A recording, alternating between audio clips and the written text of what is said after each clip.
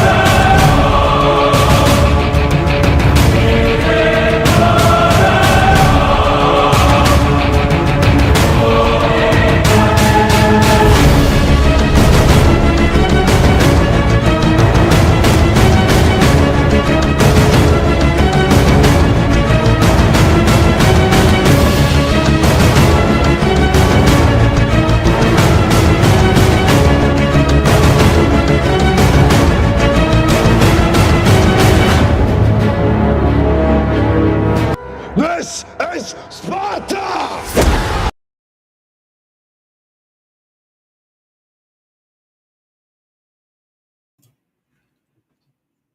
Ladies and gentlemen, welcome back to another episode of the Spartan Arena on HQ Network. Spartan HQ Network, excuse me. Of course, I am your host, the Ghost of Sparta, aka Peter. So, how is everybody doing tonight? Hit the one button if you can hear us. So, I can't do this by myself. So, I'm gonna bring some chaos tonight. And of course, he is the most interesting man in the world. He is the biggest gigolo you can see, the black gigolo himself, Black David. Let's get the second person here. He loves causing shit and problems. He is Reckless Ray. What's good? What's good? I cannot. Ladies and gentlemen, he called me the black gigolo. Okay, that's fine. I will accept it. But if your lady come to my bed, do not complain. You've reached your limit on talking. Bruh. Bruh. All right, before we get into the show, I have a video to show you guys that is going to probably piss your pants. Yes. I've been waiting to show you these guys for a while. Let me bring it up. I'm honestly scared. Would you ever give Nope. someone the password to your computer or cell phone? Hang on a I second. might, just out of convenience. Someone can like go in there and get me stuff when I need it or access. We can hear it. We can't see it. Yeah, I didn't. Give me 1 second to bring. Here we go. All right.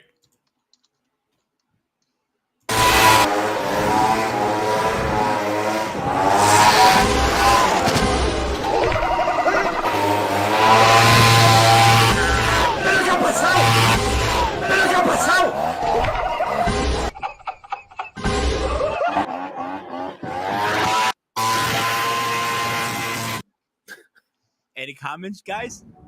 Not the Big old yes. Yes. Go ahead. Hey, and this, if you don't want your hair blown off, wear your own hair. this, right? I say I like my woman Right. having natural hair. Yeah. That is $100, $200, $300 flying. No refund. Yeah. Hey, just make sure you have your hair nice and tucked. That's all I'm gonna say. My question is, can it stop a bullet? No. Why buy it?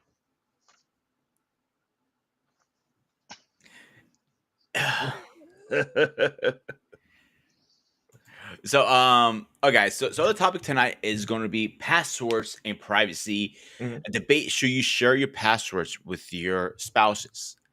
David, I'll let you go first because you already. I see your eyes bawling. Share password. Hmm. Do you even think about the law that say you're not allowed to venture in your partner phone that called wiretap?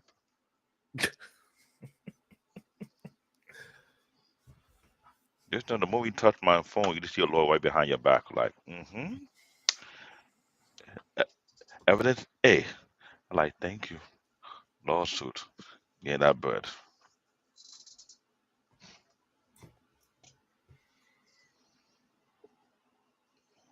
Not happening. I'm sorry. Maybe 30 years ago, would I say yeah. Now,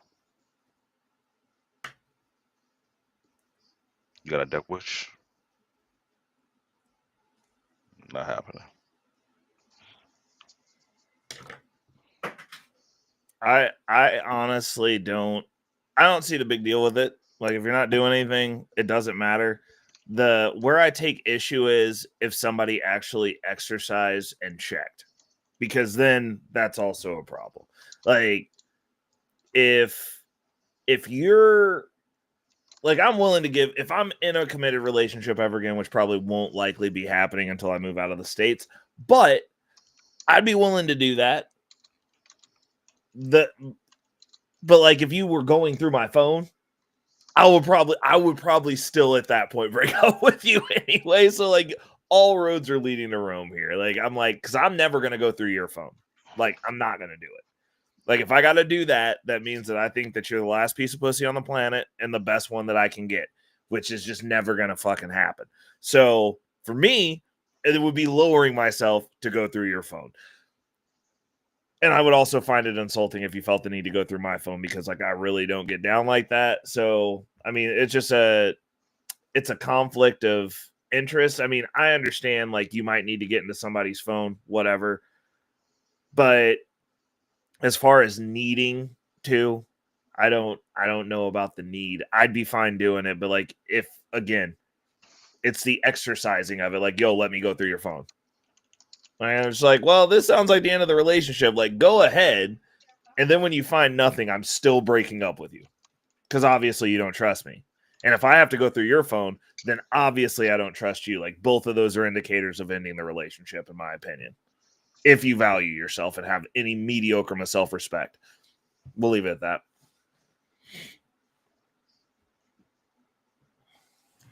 So, I'll be the black sheep here a little bit because I don't give a shit if you have my passwords. To be honest with you, I have nothing to hide. If I have nothing to hide, you should trust me enough. If you have my password, go through it. If you're not gonna find anything, because I have nothing to hide. I don't cheat. I don't go behind people's back. You might see some dead bodies, but that's them. Sorry. But I have nothing to hide. So what is the point of me hiding this? I don't see the point of it. So I'll give it a password happily. If you want to go through it. But when you find nothing, we're gonna have a long conversation because you don't trust me to go through it because there's nothing there. So let's play the first video I have for you guys.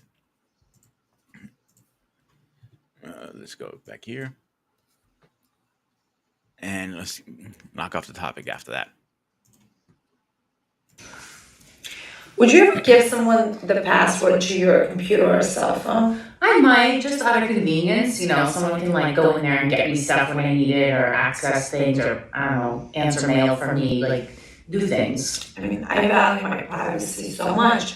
I would never give a partner my password because if you really want it, then you're either insecure or not confident about a relationship. Well, big difference if someone's asking you for your passwords, or if you just voluntarily are giving it to someone. Why would I voluntarily give my password away? I don't know, out of convenience.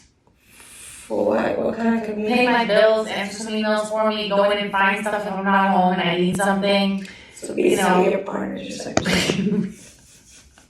Maybe. I would.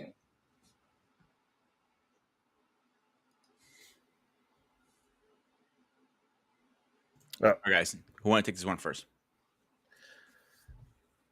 I mean, I'll go first. Go ahead. I don't like we said earlier. I mean, I think that we're almost kicking a dead horse here. I mean, it's not that big of a deal, and obviously, like these chicks have nothing to hide. But if someone's regularly forcing you to divulge things in your phone or going through your phone, they don't trust you.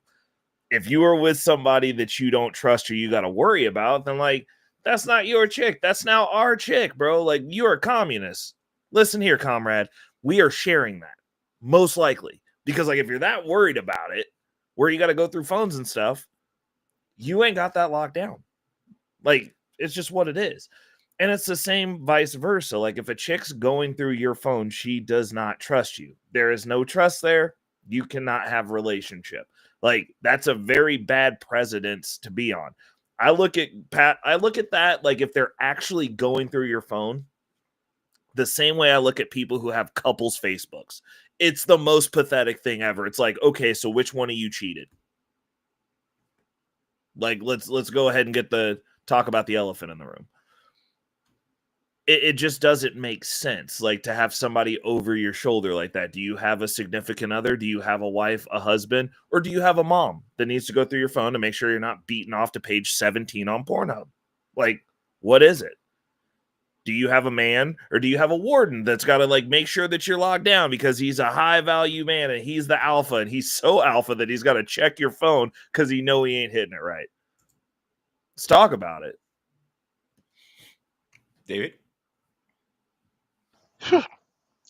I didn't expect Quick to say that, which he's highly correct on that part, because let's be realistically real here. Why would someone want to evade their privacy for what purpose for one reason? Insecurity? Are they feeling inferior? They feel like their Guaqua 1000 not as good as the Guaqua 5000? They ain't feel like I got enough bigger ass or enough bigger chest. It's like there's a huge amount of possibility why a person would do that. It will fall down to one thing: insecurity. They're not confident in themselves. I'll be literally real. If I had to search your phone, then I don't trust you. But if I want to search your phone and I'm attacked, I don't really have to go and search your phone. Because if I wanted to, I would have done it a long time ago with a backdoor access and I pull everything out of your phone on my PC without you even knowing it. And I would see the records if I wanted to. But that being said, the only reason why a person would do that if you're showing sign that you're not trustworthy, then that let me know that okay, you're not worth it. This is something I've been thinking about for a long. I've been thinking about it for so long right now. When people say, "Oh, you can give me a password," I'm like, for you to ask me to give you my password, first thing comes to my mind: what are you looking for? If you're not looking for something to see that I'm being unfaithful, what are you really looking for? Because these days I start to learn one lesson in life. If I'm trying to build something, if I'm not building with you, if I implement something that take serious amount of time and effort, and I know you're clumsy as hell, I don't want you near it. So no, I'm not giving you no password for shit. But when shit get fucked up, what did the motor say? I don't know. Might be you that did it. I'm not going through that bullshit. I ain't got time to deal with Boo Boo the Fool. So if you feel like inadequate because I'm too damn productive and you're not, or I think beyond your level of comprehension, it's not my problem. It means you're extremely dumb as hell. You thought that you were smart enough to outsmart me, but then again, you just show me how dumb you really are. How you doing, Ray? You got the Hey, what's going on, my man? How are you tonight? inferior complex because for How you doing, panel? How you doing, chat? How you doing? I'm Simon, doing are good. you drunk right now? No, I ain't, but the only reason I came up here is because Black David is talking some real bullshit. You know what I'm saying? I was listening to it for about 15 minutes. I'm on I know bullshit. you got you was being entertained. You was like being I'm chill on with it. You bullshit. know he's talking some bullshit. He said, Really? I mean, David, you did He's say like that if up you here go for through my like phone, it's 15 because minutes I'm chatting some smarter than bullshit. you. Come on. You did Bro, say that. I did say You that did because say that. I did say that because I'm a IT guy. I ain't So never had a listen, chick be like, "You so You smart. Let trying me to make look at shit what up, you man. look Like at. Humpty Look Dumpty. at your phone. You got What? Paradise in your One at a DMs. time. hold One on, at a Simon. time. Go ahead, David. Simon, I let you in my field. You understand remote data support. You I don't understand buy hacking that. through I shit. don't buy You don't have your deep you don't ass have nigga you voice like don't yours have some no fucking Simon. I'm Quentin sorry. Tarantino I, movie. No, Simon, no. Simon, you don't have to buy my He's chip. I'm like not Simon. selling to you. I'm silly. I'm Mm. silly. All I'm saying that I Say know how to what? handle my shit. Okay. If I want to Okay. find something, I have my way of finding things. It's that simple.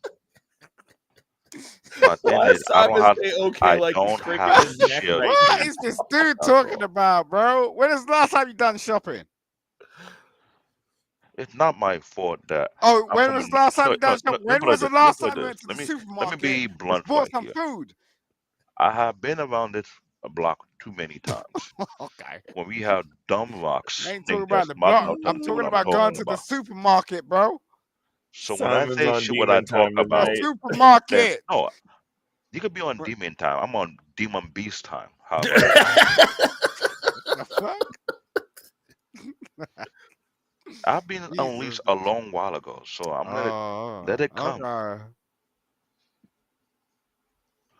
Because I'm not talking bullshit. Okay. We in the 21st century. Shit happened. Shit Right. leaks So, out. when was the last time you cooked a meal? Don't ask me why shit leaked out. When is the Don't last ask, time you cooked a meal? talk to who? Cooked a meal. I didn't say talk. I said cooked. Cooked a meal. When is the last time you cooked a meal? That was yesterday. All right. What was it? I cooked my own favorite dish. What's the problem? I'm an African. I'm sorry. What was it again? No, I'm gonna say it again. Go on. Don't worry what I cook. What was it though? What was it? What Don't need was to it worry though? about it. It's my own What? business. I don't need to worry about. I'm not worried. I was just asking you a question. It's not. It's not even a complicated question. I'm asking you a very I know. basic question, bro. I don't share too much what I cook. If I Oh, you decide to don't share, share. You don't. You don't I want to don't share share. too much. If I do share, I will post. If I don't feel like sharing, it's what it is. It's my prerogative. Hey. Okay. Yo, bro. All right, whatever, bro. I'm trying to listen to you, but you're not making much sense. You know what I'm saying? You're I not don't. being normal. I don't make sense to the average person. Oh, all right. Okay, here we go. So, what's average to you? Do you know what average looks like? I know. Explain what average is. Pookies. That what it look like. Oh, all right. All right. So, what are you talking about? You talk about like IQ or looks or just The general whole, perspective in terms the of whole like your package. employment or some shit like that. It don't fall on IQ alone. It fall on common When is the sense. last time you came across a Pookie? I see it every day while I'm in New York City. Right. Well, explain who's the last Pookie you came across.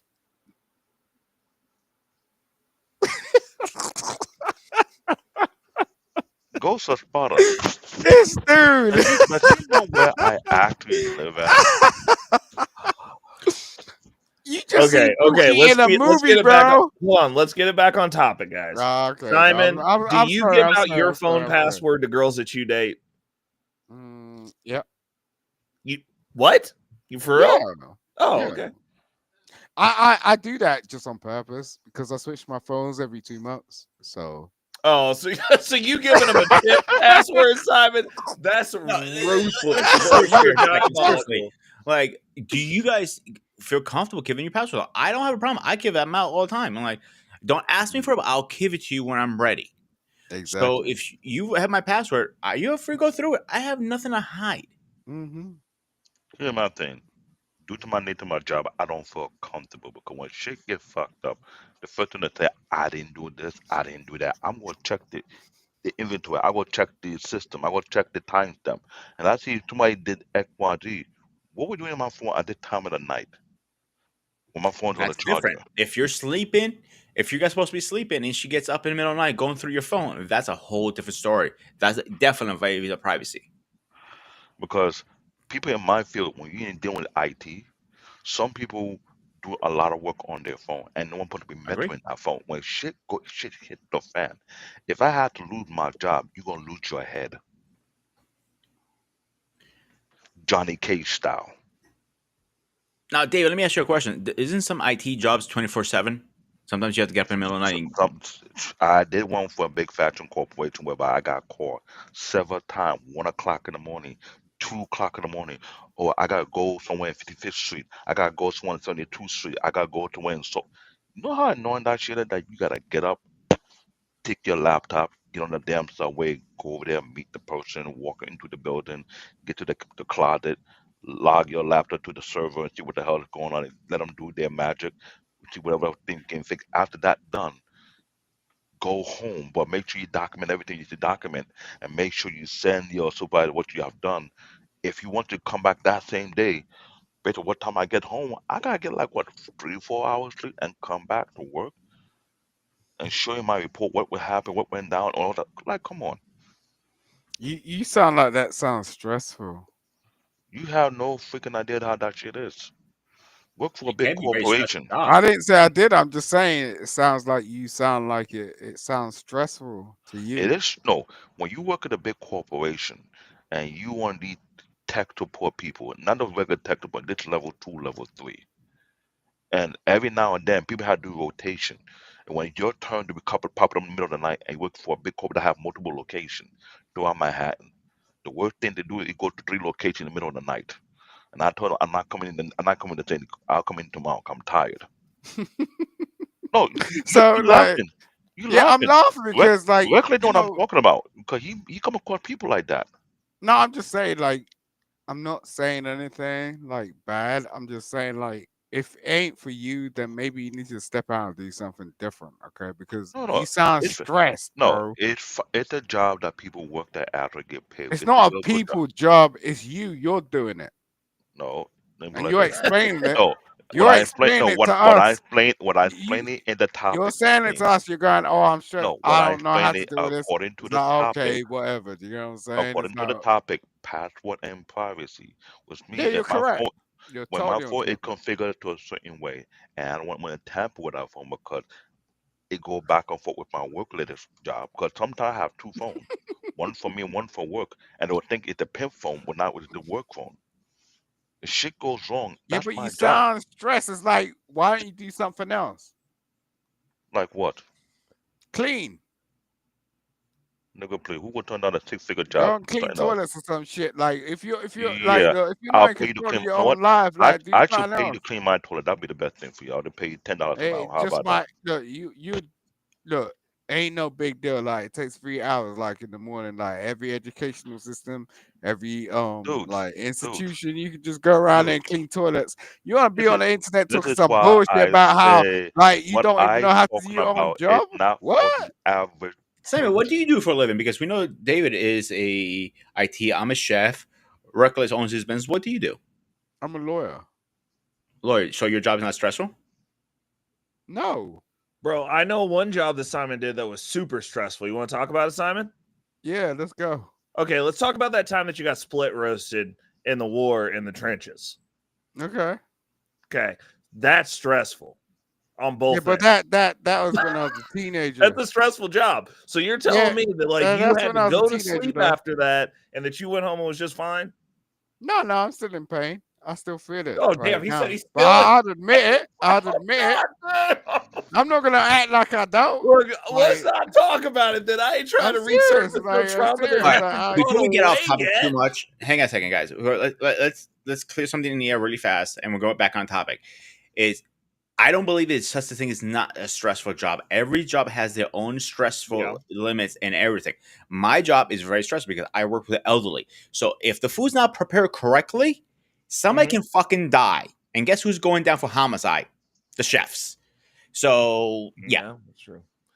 End of the day, every job has their own stressful level. One are higher than others. Like David, for example, I'll use you for example, IT.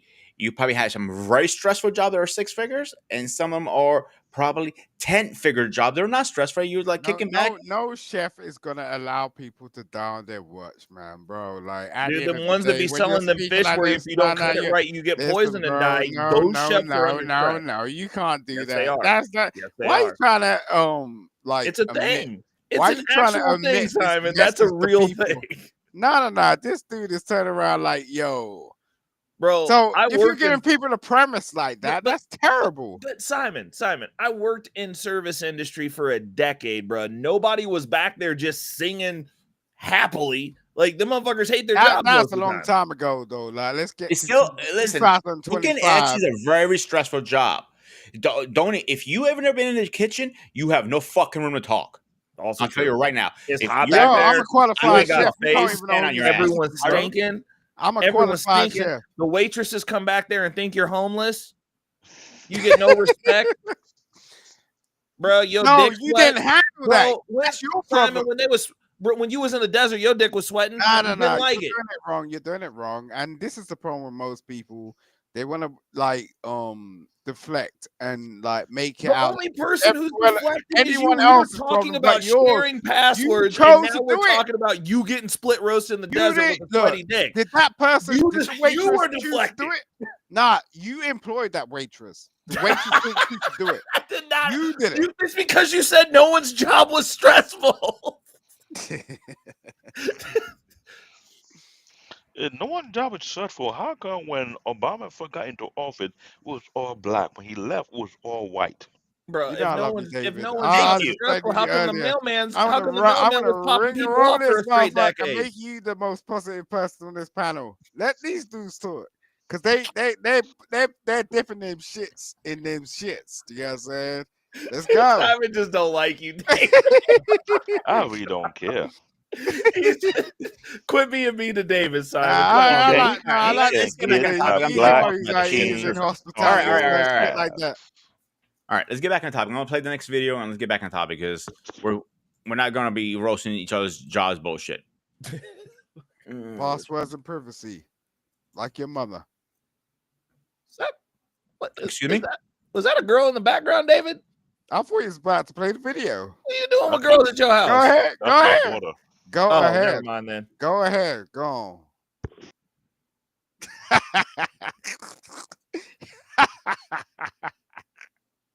Play the video. Nicole, I need a little bit of help because I don't know what to say to my friend. Basically, she's asked for her boyfriend's Instagram password so she can log into his Instagram on her phone. I think you need to go back to your friend and say, you need to play this cool, calm and collected. Yeah, she does need to calm down a little bit because logging in on her phone. Can't you just go on his phone and have a little pre if you need to? That's the thing. Like, why are you going to the lengths of getting his password for Instagram so you can log into an existing account on your own phone? Like, do you not trust him? Nicole, I need a little bit. All right, guys, who goes first? I'd just like to point out this is exactly what I said.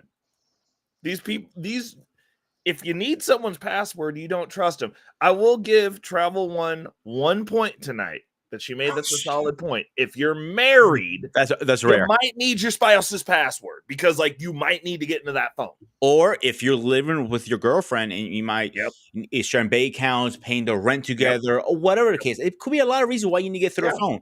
But the premise of like the way that this is presented is it's presented as though this person is going through your phone, which is a totally different. Because I mean, like if you're in a relationship and you have shared devices, especially if you're in the iPhone ecosystem, 90% of the time, all your text messages and stuff go to everything anyway. Bingo. And everybody's stuff goes to everything. It's kind of like it can get real annoying at certain times, but if you have to go through somebody's social media and go through their phone, you have a problem. Like you don't trust that person. Like if I was married to somebody, sure, passwords to the phone, I might need to use her phone to pay for something. Whatever. My phone's dead. I'm not going through her messages. Because if I felt like I needed to go through her messages, you know what the second feeling immediately behind that one is? I need to replace this bitch. That's that. I mean, it's just a proper train of thought. I'm like, I no longer trust you. Like, I'll get a new one. Like, if that's where it's going, like if you have to go through somebody's phone, there is a trust barrier that has been crossed that I don't know that you can get back over that bridge. Like now Pretty you much. just constantly going through their phone. Pretty much. Yeah. Because Like, what you mentioned, if say we are married and you're doing business, let's say you go take a vacation, wife takes you will help you handle the business, okay? To the account, you got a shipment not coming in. I want you to make sure you mount to the thing. You let them have access to these things so she can help you cover for these things, which is understandable. That is very logical. But the idea of snooping around on social media, that let me know one or two things: insecurity issue and pettiness. I think the difference here, I think we're hitting the mark right on a point. Is different than having your passwords go through, need to go into phone to access files or whatever the case. And then the difference is you're snooping and say, who are you talking behind my back? Are mhm. you cheating? That is a different. If you or your girl have to get to that point, that means something's going on and you need to fix your goddamn relationship slash marriage. End of story. Let's be honest here. So, My thing is this: I'm not buying that bullshit because if you are married and your partner is a person who's going to be a workaholic, always constantly busy getting things done, had to go to schedule, and you feel like you need to snoop around to think if he messed them, something is wrong with you. Either you are bored, you got nothing productive to do, and Mhm. you let your brain just go haywire. Because I hate when that shit happen. Real true story. Somebody went through my phone, called my coworker to verify if I'm working long hours, but I'm sure you damn paid stuff. Should I'm working long hours as well? What do I need to verify? And my coworker go tell the particular boss who I do not get along. He's looking for dirt to throw me on the bus. You just make my job much harder.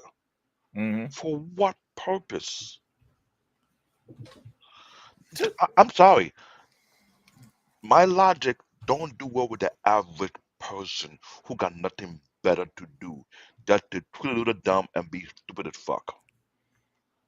If you're not productive, you got nothing better to do. That means your life is boring. You got no aspiration. You got no drive. You got Mhm. no motivation. You're completely a full bag of donkey expired shit. Ooh. He said okay, donkey that's a new expired. one. Dang. That's Yeah, This is me when I'm unleashed I'm with stealing no that. restraint.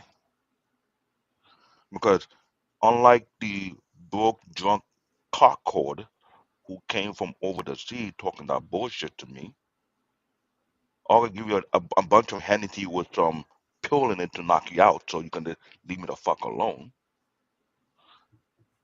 I'm sorry, I don't deal with regular idiots. I just don't. Some people got jobs, they love what they do. It's just that they're not paranoid, they're all about organizational, they're all about keeping things in order. They don't like people fucking things up. And later on, you got to go and clean up the mess after them. That could be a little stressful. Reckless red kind of business is like just like that. But Mhm. you think he got time for the bullshit? The guy have a business. You fuck up his thing, you're like, you know what? Thank you. Nice to you. Next, you want to take over his position. Real talk. That's real career jobs. Every job got a level of stress, but we don't got time for the bullshit or the BS. But to me, if we had to snoop around, if I'm killing myself and I'm all into my work and everything, and you want to see if I'm, it lets me know one thing for sure. You got nothing better to do. Just to piss me the fuck off.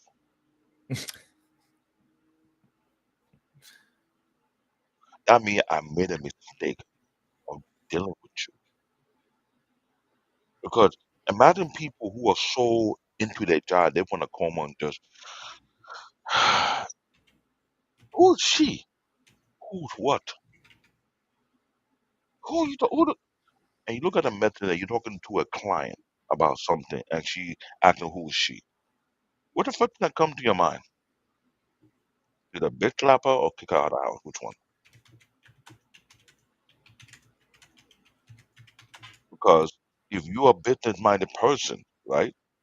You're dealing with business, you do negotiating, you're talking with people from different companies, different clients, and and you have text message to talk about saying, okay, or we might meet up at the place, and she read your message and check it the wrong way, as if you're trying to do something, not like you're doing a business deal.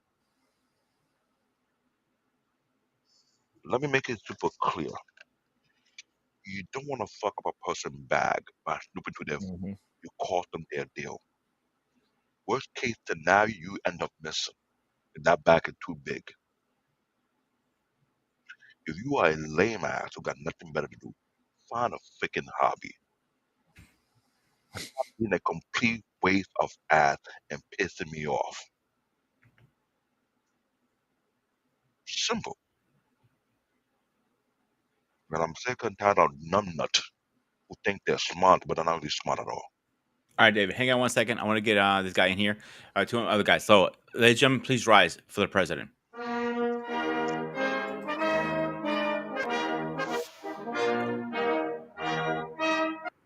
And our next person coming in, it's Coach in the house. Oh Lord, Oh, this just turned into romper room. We got the floating head of Sauron here. He's gonna call in the Power Rangers. We're gonna have to go on missions. so we call him Zoran. Yeah. All right, let's get Paul's point of view first, and then it gets Trey. Do you want me to relapse what the topic is really fast, guys? Yes, please. We're talking about password and privacy, the debate on sharing in a relationship / marriage. Okay, that's pretty broad. Yeah, generally, I my wife and I, we pretty much share everything. She has all the passwords to, all pertinent, vital information. I have hers, and it just feels very normal to us. But when we came into our relationship, it's not like I didn't have the bag at the time, neither did she. So, we didn't have prenups signed or anything like that. So, for us, it just felt like just a very natural thing to do, that we were going to need to combine resources, and we've been able to build through that. And, I have no problem with my wife seeing anything that I have.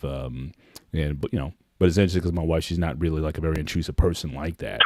But in fact, if anything, I've had to tell her that, look, here's where the information is. Here's what you need to know when it comes to certain things. But I just think it's the responsibility of married people to have, all pertinent information. I think you should know, for example, what your wife's social security number is, or what your spouse's social security number is, what their spouse's blood type is, what medications that they're on, what allergies that they have. I think the goal and responsibility of a spouse is to know your spouse, and so anything that's pertinent to them, there should be transparency there. Now, we don't have one bank account per se, not physically. We have several accounts. But we need, we can get to what we need to get to, money transfers and flows. And again, we just never had that issue. But, we certainly understand people who might be in a different tax bracket or have different assets that they're looking to protect. Conversations need to be had in terms of, how you see the future and way forward. But, my wife and I, we kind of started, we were pretty average people. So for everyone now talking about,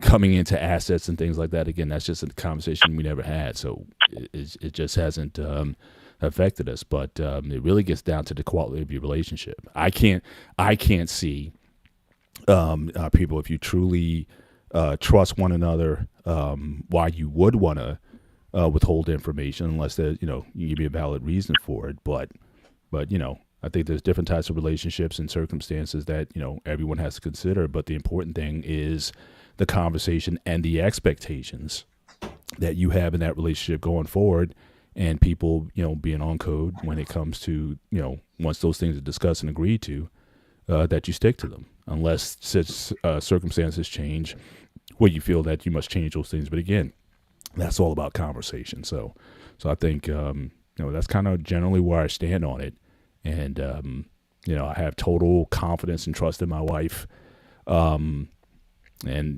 so far it's worked for us.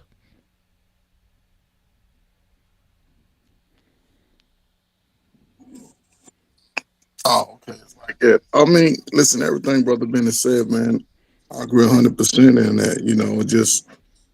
Just another perspective as far as outside of marriage. I don't need to know any information as far as passwords or something. Somebody I was just dating, I didn't look at it that way. I wasn't focused on that. Yeah, but I would definitely be cautious just in a boyfriend girlfriend relationship.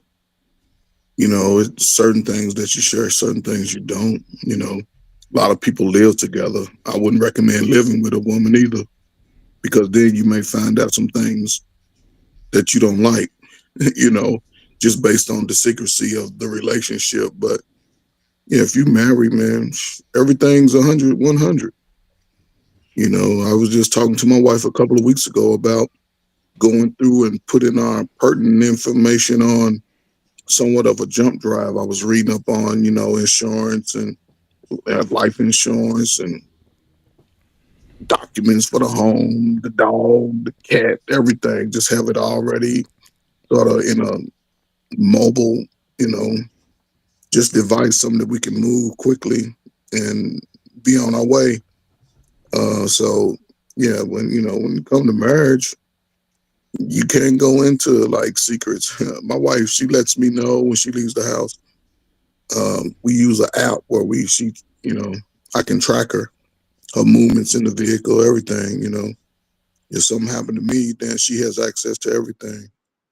But I wouldn't recommend it for somebody just in a relationship. I don't even want to know your passwords. I don't want to know all of this other information. It's going to reveal itself, and then I can move accordingly after that. But it's a different time. People like to do things in secret, then they wonder why things fail. So, salute to the people that understand it, man.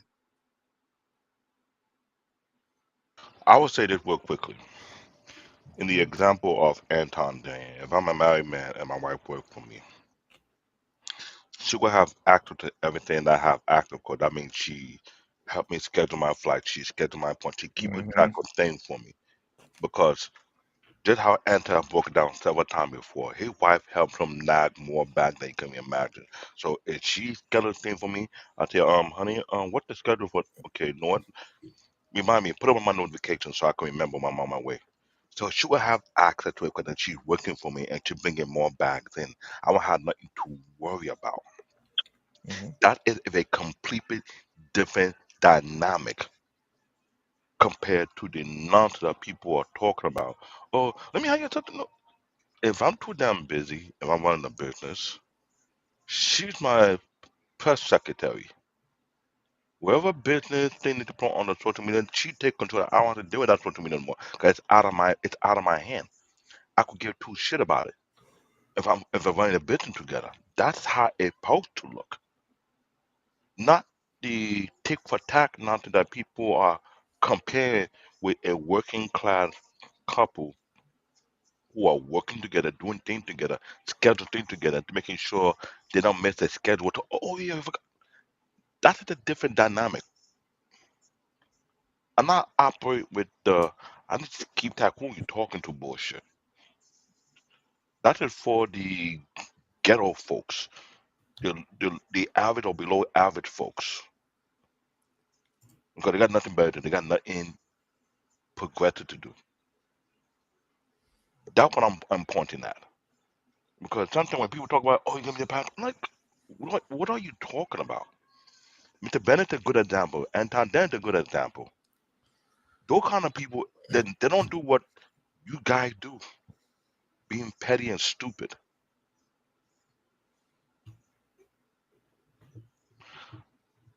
Travel One, I'm not. I knew that was coming. I'm not even responding to you. My African sense said they hit you with a blow down and put you under somewhere so you can go to sleep. Oh my god. I mean, I don't know. I don't trust any of these dudes on YouTube anymore, man. They're all liars. Oh, they get Like, explode. I'm just gonna say, I'm like, we're literally living in a time where apparently we have a panel of 10 people that are all multimillionaires and all their wives work at home, and we've only seen Anton's wife.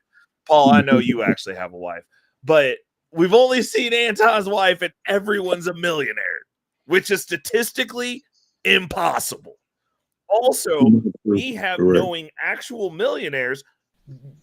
One of my clients in 11 years is on social media like that. One. But apparently all you niggas are, and you're all rich. I don't know. I'm just saying, based on statistics, some of you guys are lying. Heartily. So it's cool because I ain't a millionaire yet, and I can admit that, but at least I'm tracking my fucking net worth and I'm making forward motion. But like, it's just wild to me. So like, I don't necessarily believe anything that these dudes say because apparently everybody's getting all the bitches, yet y'all all sit online together talking shit all weekend. Make it make sense. I ain't never seen a feminine hand in none of these boxes, bro. Not a one. But we all not only you see Anton Daniel wife, so I'm just saying somebody has to be lying. Like, we can sit here and we can talk about the pie in the sky, perfect whatever, but like the what is completely different. Now, to David's point, Anton does have a different life that he tells us about all the time, all day. So he's doing some different stuff, and his wife does run his schedule more or less. And I know a bunch of my buddy who's in the special forces. Shout out to the serviceman. His wife runs his schedule. He's fighting war. Like, she's got all the passwords. There's context to these things, but you know what their wives aren't doing? Going through their fucking Instagrams. Like, that's a different, separate conversation. Now, I'll give you another example. Dr. Nick's best grooming products. His wife works with him. Yeah. So they have each other's passwords. They go through emails. Yeah. They send text messages together. So all that stuff. A North beer grooming company who comes out here once in a while. His wife is part of the business. So they make sure they have the fan page connected and all that stuff. So that's even if we had, let's say I had a business, let's say Spartan SQ Network product or whatever, right? My girl is going to have it. If I'm too busy on the floor making sure everything's running correctly, I need somebody to make sure the bills are getting fucking paid and financials and all that shit. And like, it takes a team to build everything. Right? Like Dave always tells me, we need a good team. And guess what? And that's what we're progressing to. But my point is trying to get to, without somebody having the passwords and all that stuff, you're not doing anything. You're just going to fuck yourself in the ass. Yeah. Yes, I know you like that. Yeah. I mean, I don't disagree with that. It's the context in which the passwords are shared. Now, if you're sharing the passwords and she's going through your shit, there's a problem. If you're sharing the passwords for her to add value, that's a totally different conversation than I need your passwords to your phone. It's the same as the talking point of, if I get into a relationship, I'm making a girl delete her Instagram. The fuck you are, bro. Like, it's just not going to happen. You're going to be happy to smell a fucking sock, and she's going to do whatever the fuck she wants, and she's going to dog walk you just like the last chick, and then you're going to be upset. And then you're going to be sitting back here talking about I'm red pill or I'm MGTOW, I'm never dating again. Like, fine. It's what it is. But the reality... Would you date someone from with an Instagram, or do you have criteria for someone you date with an Instagram account? I love it when chicks that I'm interested in are very public with how they are, because I can just look through your Instagram and figure out whether I'm fucking you or dating you. Like, I don't. Right, but I'm just saying. I'm talking about someone specifically. You're talking about someone you seriously thinking about dating. Then I'm gonna look through their socials. Like I'm a detective with that. And I'm saying, and what are there certain things that you're looking for? Like if she shows too much skin, or I'm just saying, is there that certain picture where you're looking from the back that I ain't got shit else to offer but this ass? I'm looking for that. I'm looking for pictures of you at the club with a bunch of dudes.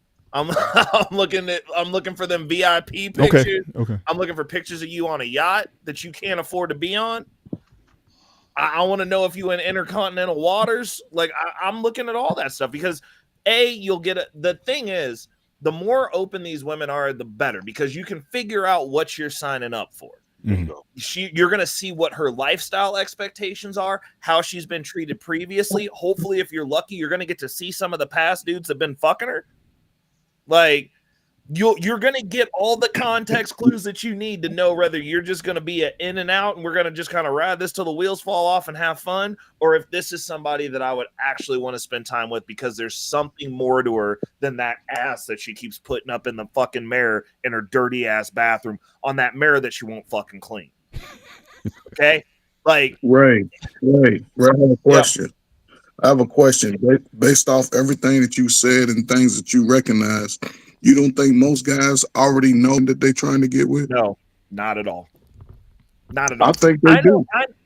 I know dudes in public that I hang out with sometimes that literally function on they don't even understand why they're getting ass. They've just been getting ass for so long that like now they can't have fucking relationships because like they don't know the game that they're playing. They're just fortunate enough to be in certain spaces to where they appeal to women. They don't know why. They don't know how to capitalize on it. So all they can do is run through chicks. And they want to have relationships and can't figure it out. I mean, but yeah, those guys are not as plentiful as the guys who don't know how to move that way. If you can get ass, you can get ass on the street, and you can get ass in an all-white party. You can get ass in a tuxedo party. Those guys that have it. But I'm talking about the guy, because I'm sure the guys that you're talking about are getting played by the women. I'm talking about for those.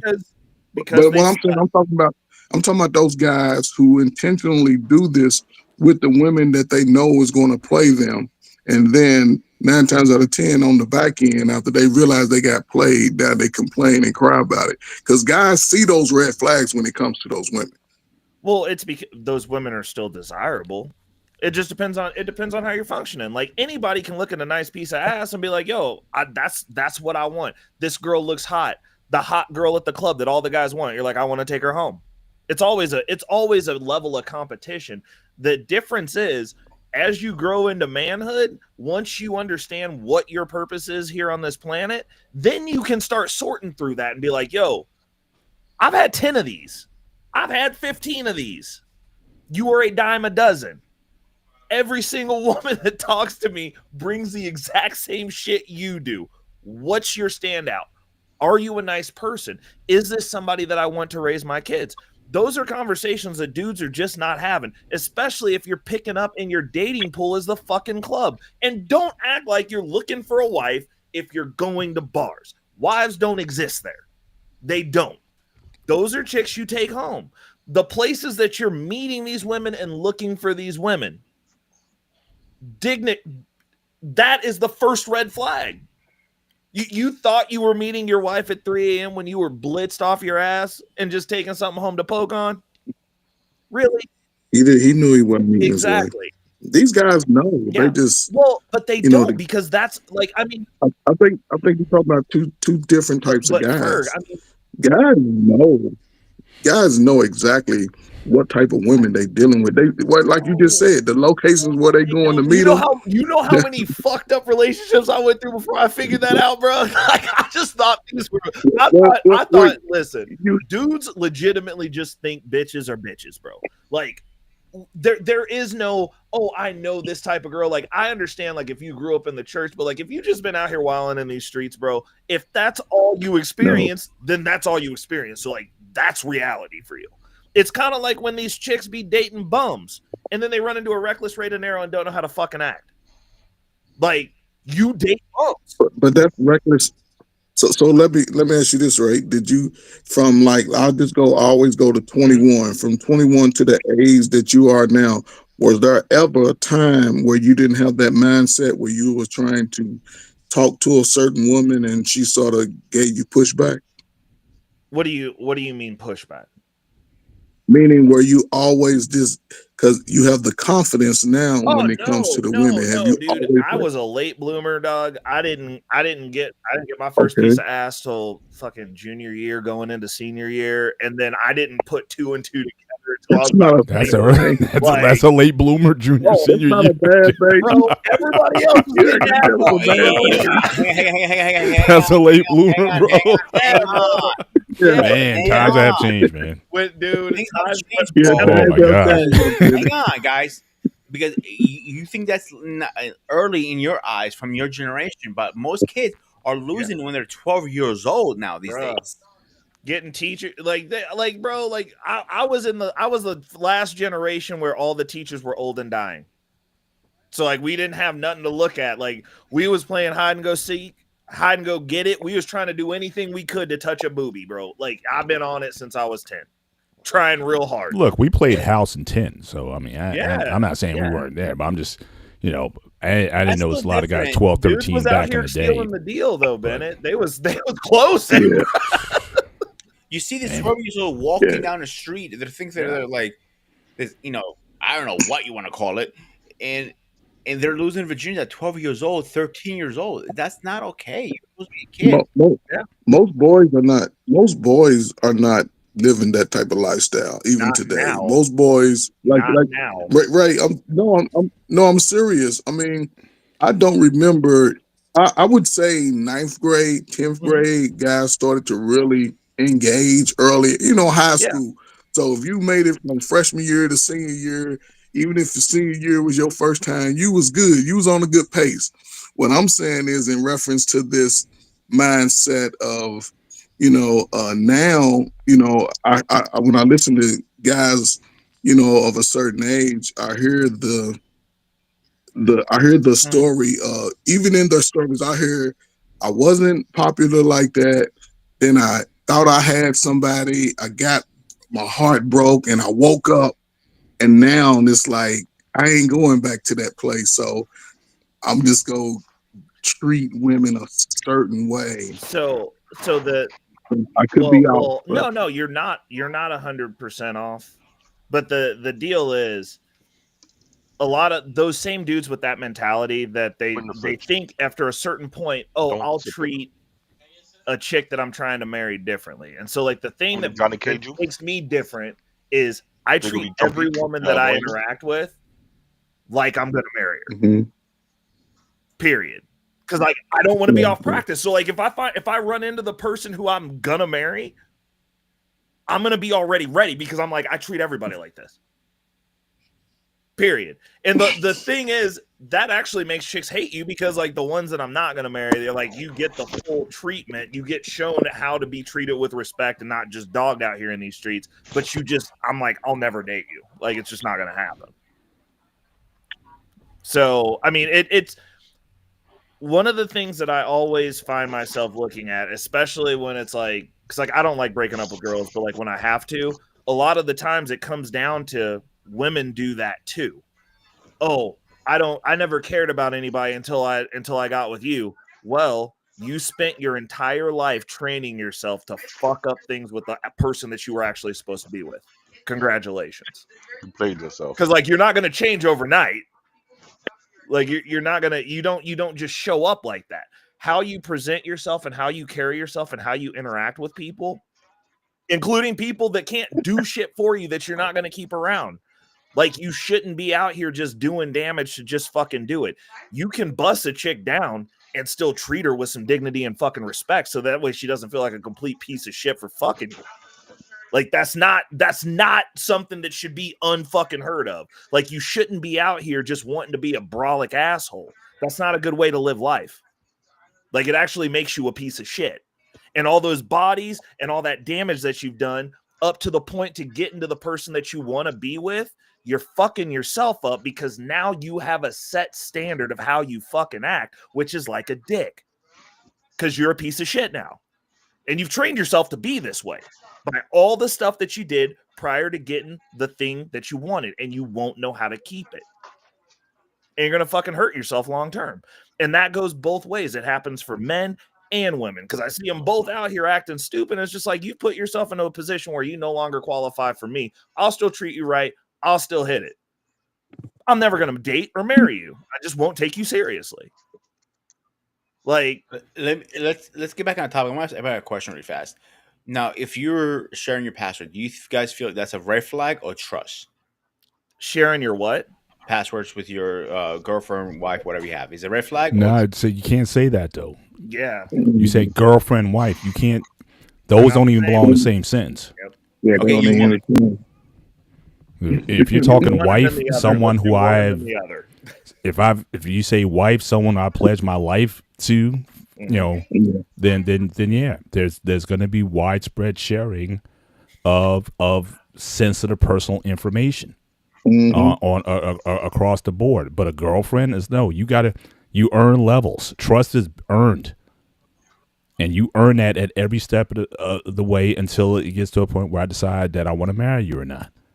And until then, yeah, I don't have to know, really any of your information until we go into that into that area. But guess what? If I propose, yeah, there's going to be some conversations about information. I mean, even now back in the day, I don't know if they still require it anymore. Back in the day, Coach, before you got married, you used to have to take a test, right?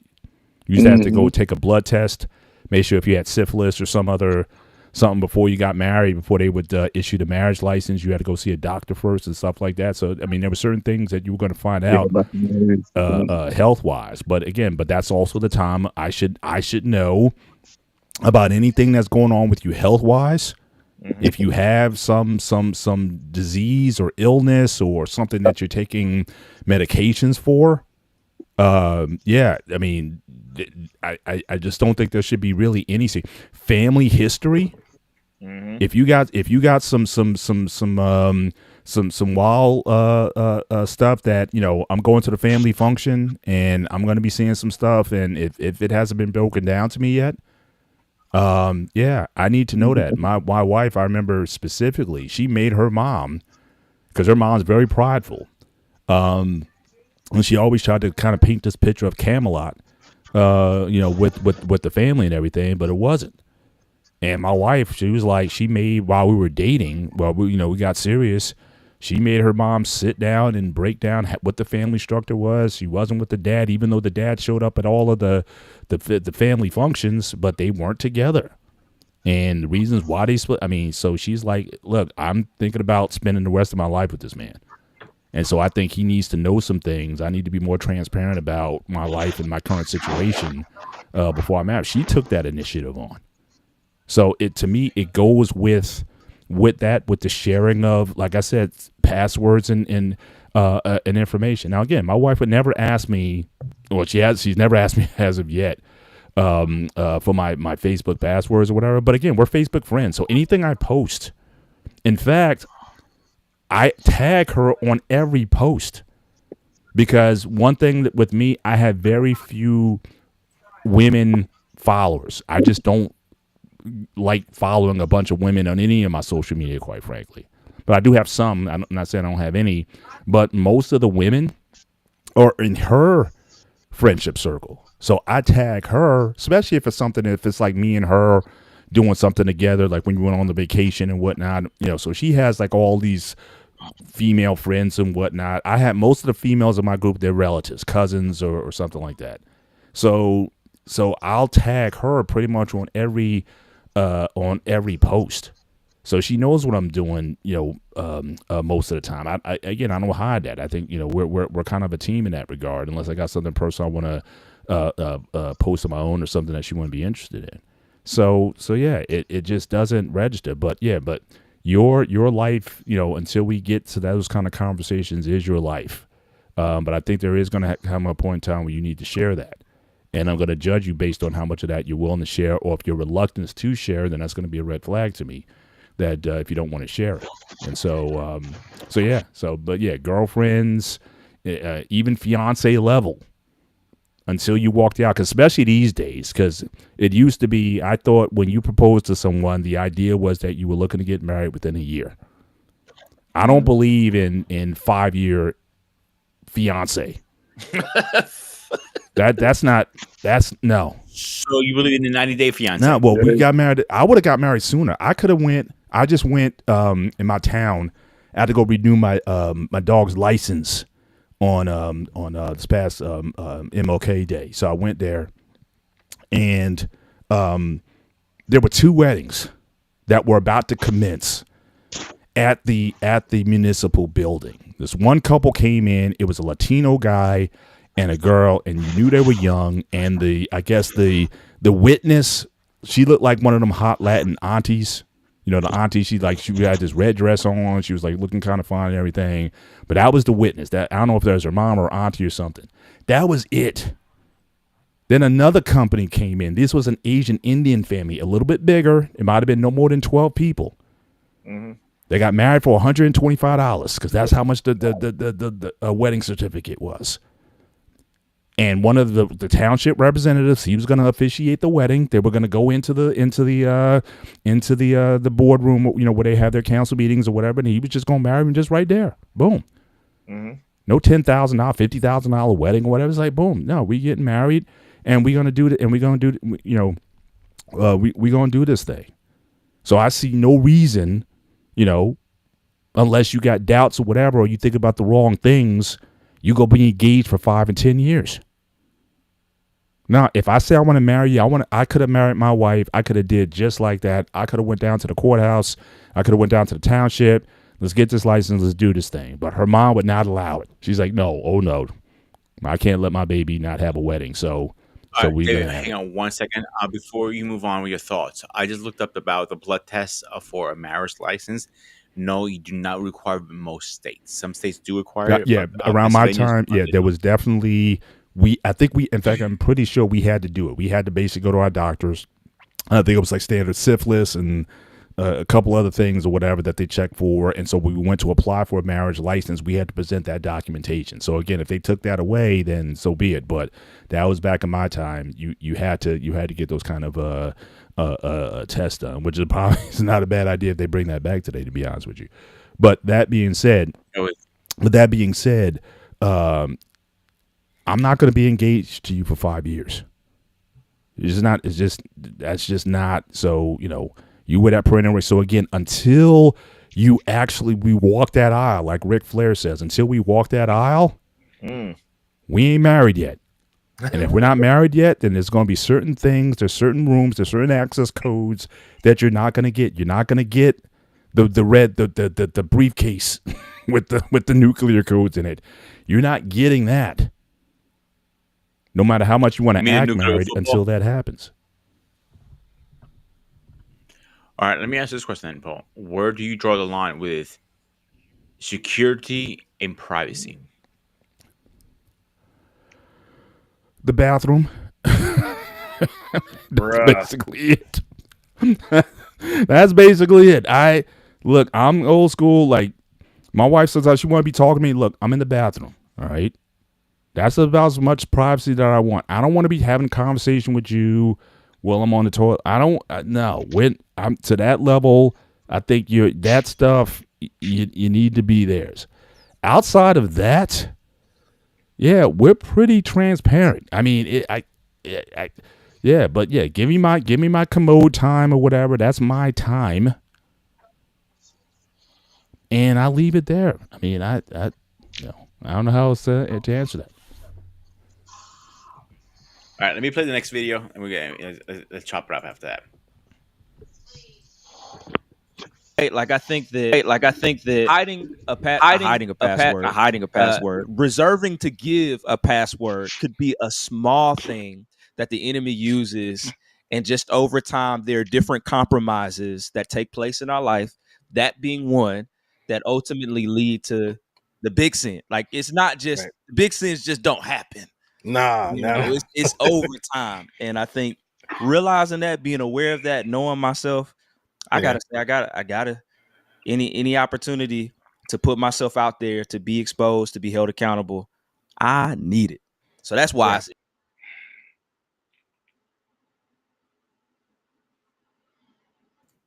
All right, who wants to take this one first?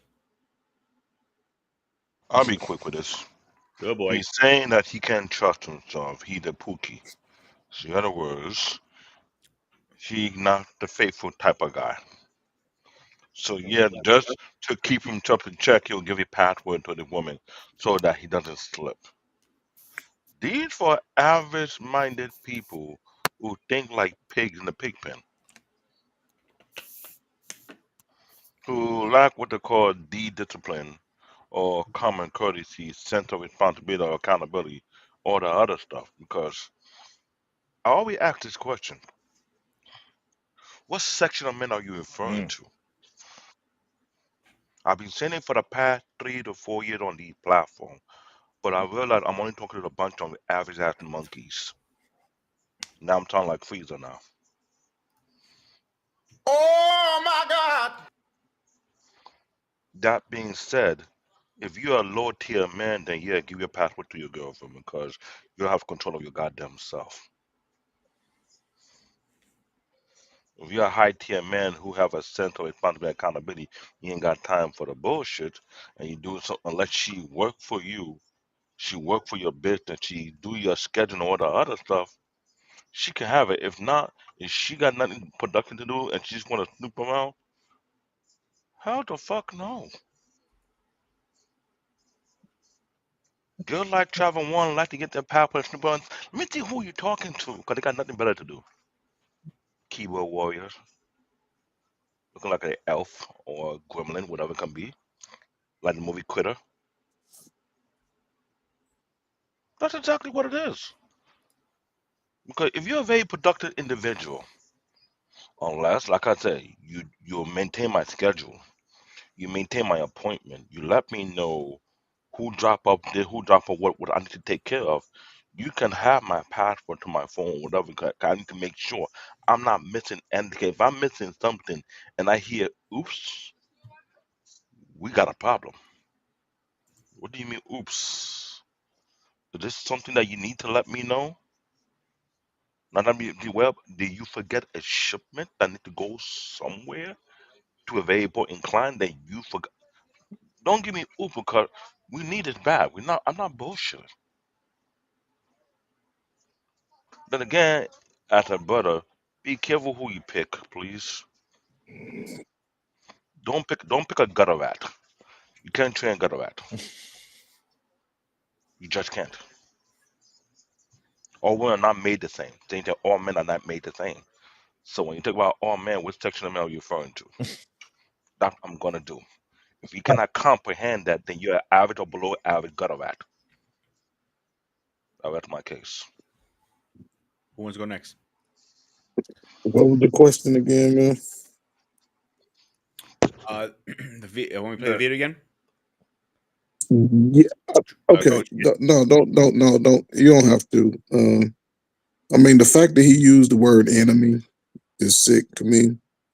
I don't know if he's talking about a man and a woman or two men or whatever, but the fact that he used the word enemy.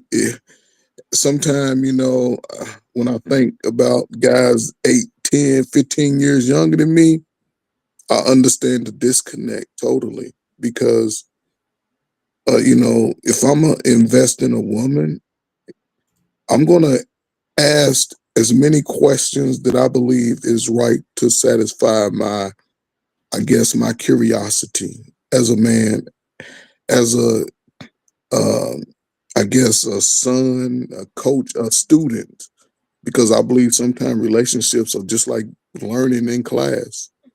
For that individual, I watch the movements, um, the conversation, the words that they speak, just all of that. And, like I said, I never thought that I would get married when I did. I was having too much fun, Ray. I was having way more fun than y'all have now. Because guess what, Ray? I was getting flued out. I was all up You was and getting down about flued out. 10 years. Yeah, man, I was getting all that, man. I was getting all that. But, when I realized I wanted to get married, I didn't pay attention to certain kind of women. Mm-hmm. I just stopped. It's like, before you get that new car, you don't even see the cars. And then when you get the new car, all you do is see it. So I did it in reverse in a sense, because once I saw something, everything else I stopped seeing. I didn't see those other models. I didn't know if they were new or old or whatever. I just, and it just allowed me to be a little bit more focused. And, I can honestly say for myself, we're going on 12 years this year. Um, I've had to learn in folly being more transparent. My wife, she ain't as transparent as me. I'm the social butterfly in our relationship. She tells me all the time how she focuses on us more. My wife, she works from home, but she don't even like to leave the house that much. I have to force her out sometimes. She gets enjoyment out going to pick up some eggs or something, 15, 20-minute runs. And, like I said, just the whole conversation, if something happens to her and she's out, man, I wouldn't know what to do if I couldn't get to the necessary things I needed to make sure she's okay. Mm-hmm. And, I believe that she's vice versa, because she's always finding things for us. She's always looking for, I had to teach her this, being a single guy, I know how to, get the resources I need. And now, man, she's sitting in front of 2 computers and 2 phones looking for resources, for just everything about our home. So, when I hear stuff like that, man, I just understand the difference in the generations and the type of upbringings and the teachings. Because, and this is my last thing, although,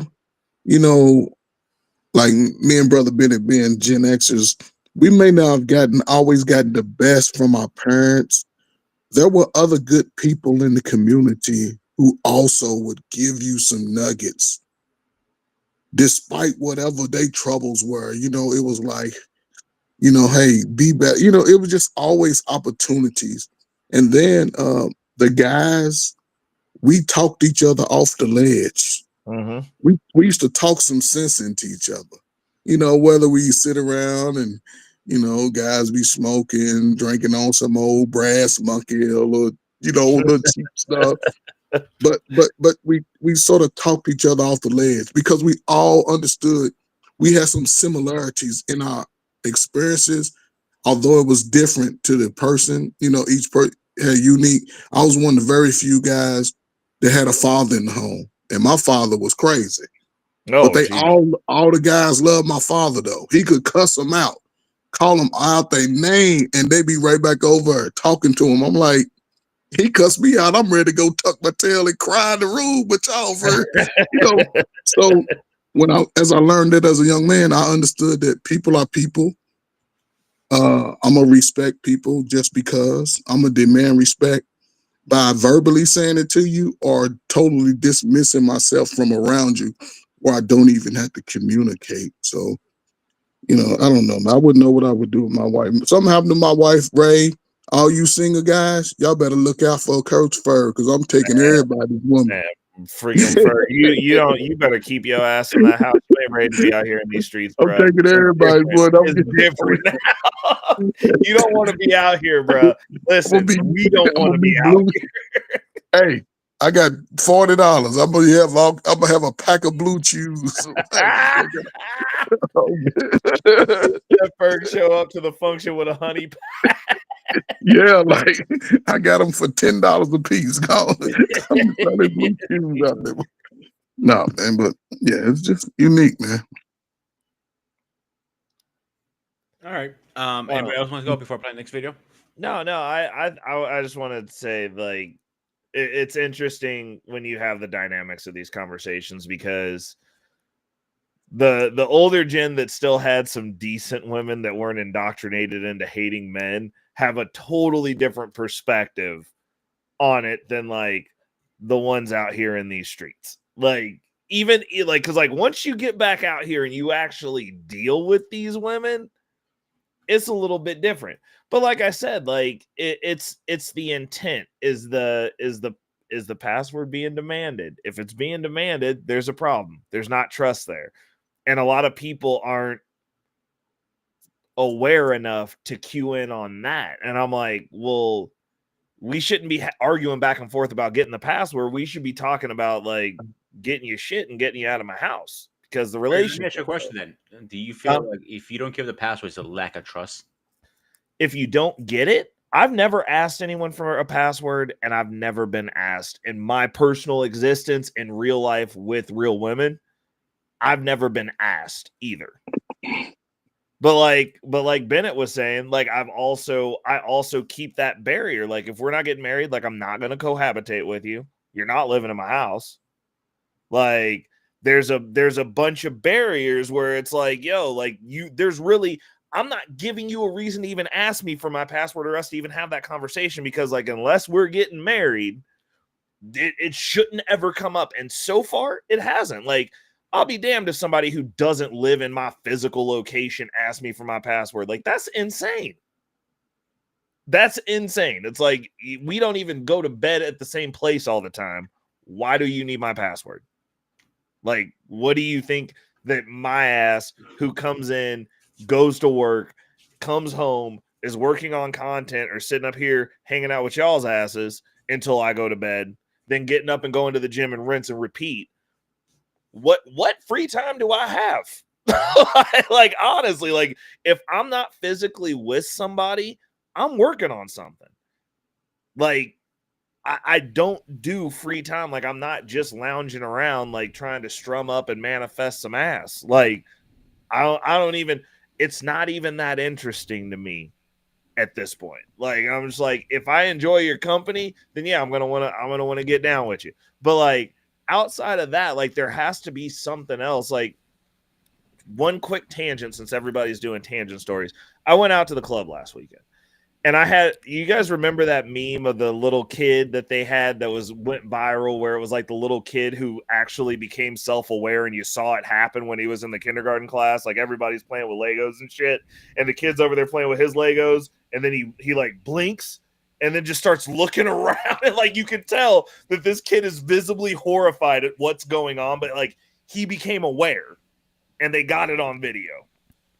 And like all of a sudden it was like everyone else is playing with the Legos, and this kid's sitting here trying to figure out why they're playing with Legos and what's going on in that room. And that was me at the club this last weekend. Like I went out there and I was like, I don't even like these people. There were 3 people that were there that I wanted to talk to. I talked to all 3 of those people, and then I spent more time listening to my buddy's pre-release album in his car out in front of the club than I did inside the function. And then like when I was in there, I was just looking around and I was like, this is pointless. These chicks are fucking stupid. Like I think I've gotten through my 25-year-old phase. I really do. Because I was just like, these people are so fucking dumb. And I was just very uninterested. Like there was nothing in there in that circumstance, because I was like, yo, I'm not trying to take anybody home. That's why I come here. And now that I've talked to the 3 people that I want to talk to, I was like, I don't want to be here. Like, I don't like this place. And I don't like these people because they serve no purpose. And it's kind of like that. It's like, where are you at? Like, where are you at in life where someone's asking you for your passwords? Where are we at as a society where where there's just that lack of trust, but like we're also wondering why people aren't getting married? Well, if you got everybody rifling through your fucking phone and getting mad, and you're having repeated bad experiences for both women and men, then like, yeah, they're not going to want to deal with each other. Like you can't move forward on that. And there's a certain level of maturity. And to Bennett's point, I think that we're fast forwarding through life in a lot of circumstances to where you're not actually getting those developmental pieces. Like people, I mean, remember when you used to have to go talk to women to get their numbers? Like men aren't even experiencing that level of rejection. Now it's just like, oh, she left me on red, I'm destroyed. Like everything is, this is the end of the world. And we've put ourselves as a society in a space to where it's like, how do you function through life? We wonder why we're having mental health problems. We wonder why we're having people who are choosing to end their lives versus continuing, because the pieces, we're not getting all the pieces that you need to be a human and deal with stuff and persevere through it. We're not getting all that stuff. So now it's like everyone's trying to get a wrangle hold and a control over every single thing that they can down to the microscopic level. So now I need your password because I got to know what you're doing.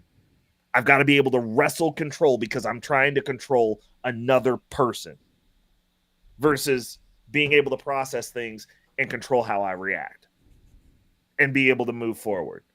We've lost that. And the more we lose it, the more you have these conversations. I mean, the level of visceral stupidity that I even find around this topic is very telling, because I'm like, that shouldn't even be a conversation. Like, why the fuck would you deal with somebody like that? Like, I just get rid of you. But people are dealing with it, getting dog walked around the block, and then still getting cheated on. Like, you got the password, now you still got to get cheated on and get your feelings hurt. Let me pick it back. Baby, you muted. I'm glad that he said these things, because this was something I've been trying to comprehend when these topics pop up on many other platforms. And while I'm looking to the argument, the first thing that comes to my mind, I'm going to be 1,000% unfilteredly blunt. Are you fucking kidding me? Are you that damn stupid? Are you that damn retarded? Do what you're arguing about? Do you got something to hide? Or you look completely full of shit? Mm. I'm being extremely blunt right now, because these topics and these talking points and all these other bullshit, it only mean two things. These are the argument that goes around through unproductive individuals who got nothing better to do. Remember what I said earlier. If you're productive, if you have a goal, you have a mission, you're not worried about what's on somebody else's social media platform. You are busy handling your business. You're busy building something. You're building, constructing something. So if you're not anything that took your attention, that is worth taking your attention, that's highly productive, that brings a level of keyword joy. I didn't say happiness. Happiness is fleeting. Joy is everlasting. Hello, all you gutter rat. Talk about, if he doesn't make me happy, then bye, nigga.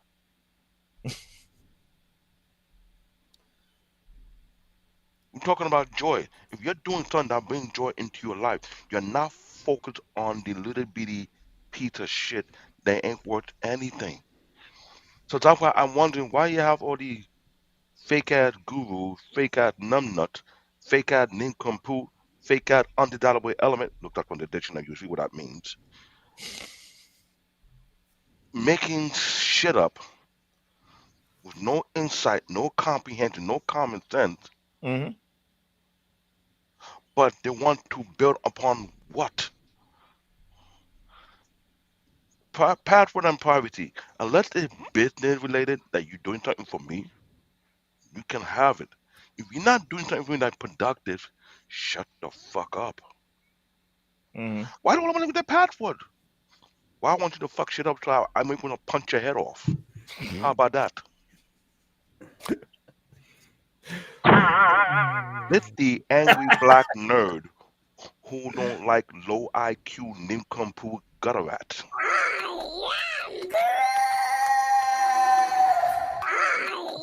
Because when you're talking to a dumbass person, I might as well go to the art building and get myself checked in instead.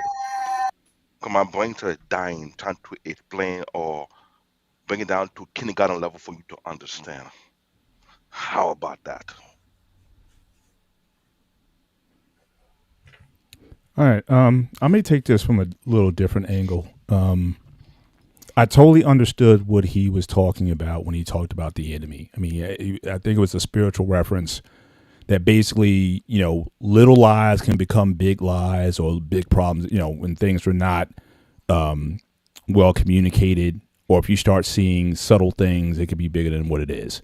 So I totally get the idea of the enemy or Satan or whatever having that conversation on your mind. Well, why wouldn't she share the password, or why wouldn't he share the password? Is he hiding something else? So I totally got that that exchange. But I thought what I got from it is, and what I appreciated though, is that he was honest about himself. See, I think a lot of guys go around saying, yeah, we alpha men and all that, but some guys aren't.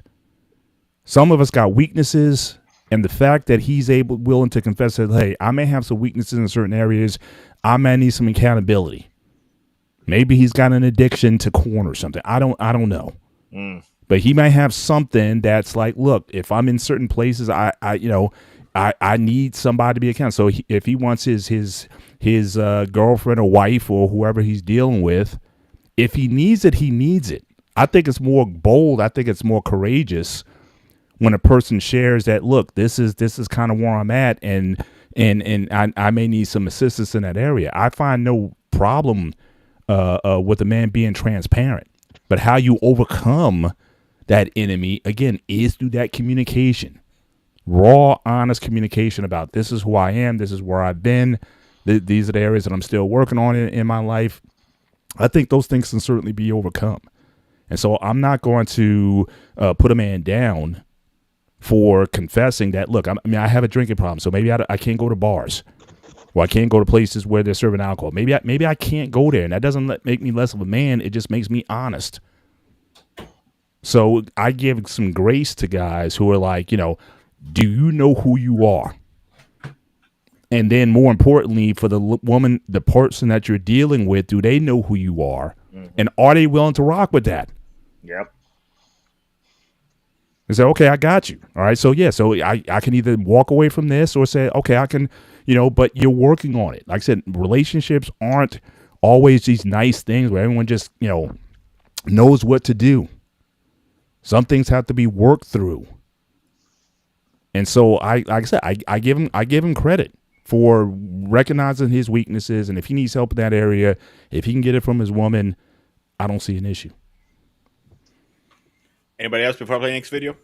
Well, let's roll it.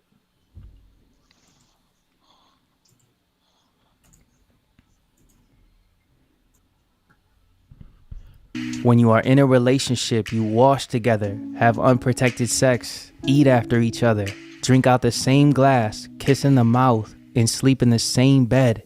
We do all these personal things together, so why when someone touches your phone, we say you are invading my personal privacy? Everything else that is super personal is cool except the phone. It's because 9 times out of 10, there's something in there that you are trying to hide. When you are in a relationship. All right. That's a double standard, and the dudes who do those types of posts, their engagement posts to make women feel good, because you can't win at that point.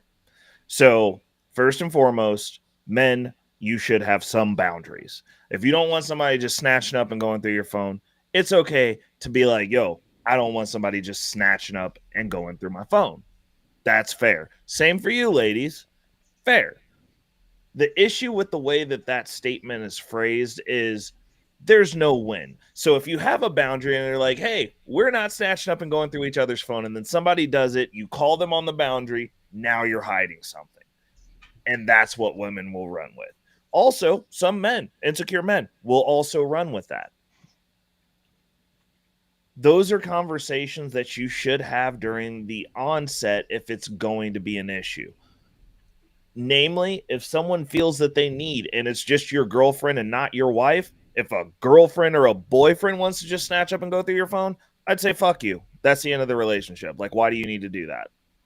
And I would end that relationship and replace that person. Like, there's just no reason to deal with that at that level. Or there's a conversation to be had and be like, yo, like, we can talk about this, something, but like, you should be able to have established boundaries. And they should, obviously, you shouldn't be allowing people to bump into those boundaries without verbalizing them. But like, if you're not a we're going through phone people person, maybe I guess at this point, since it's going viral on TikTok and everything, that needs to be a fucking date one conversation. Like, yo, we don't go through phones. That's kid shit, and I don't do it. Like, maybe David, that just needs to be stated. Yeah, David, go ahead. Ladies and gentlemen, that video let me know. Please stop taking the 8th metaphor course on how to be a dick face without being a dick face.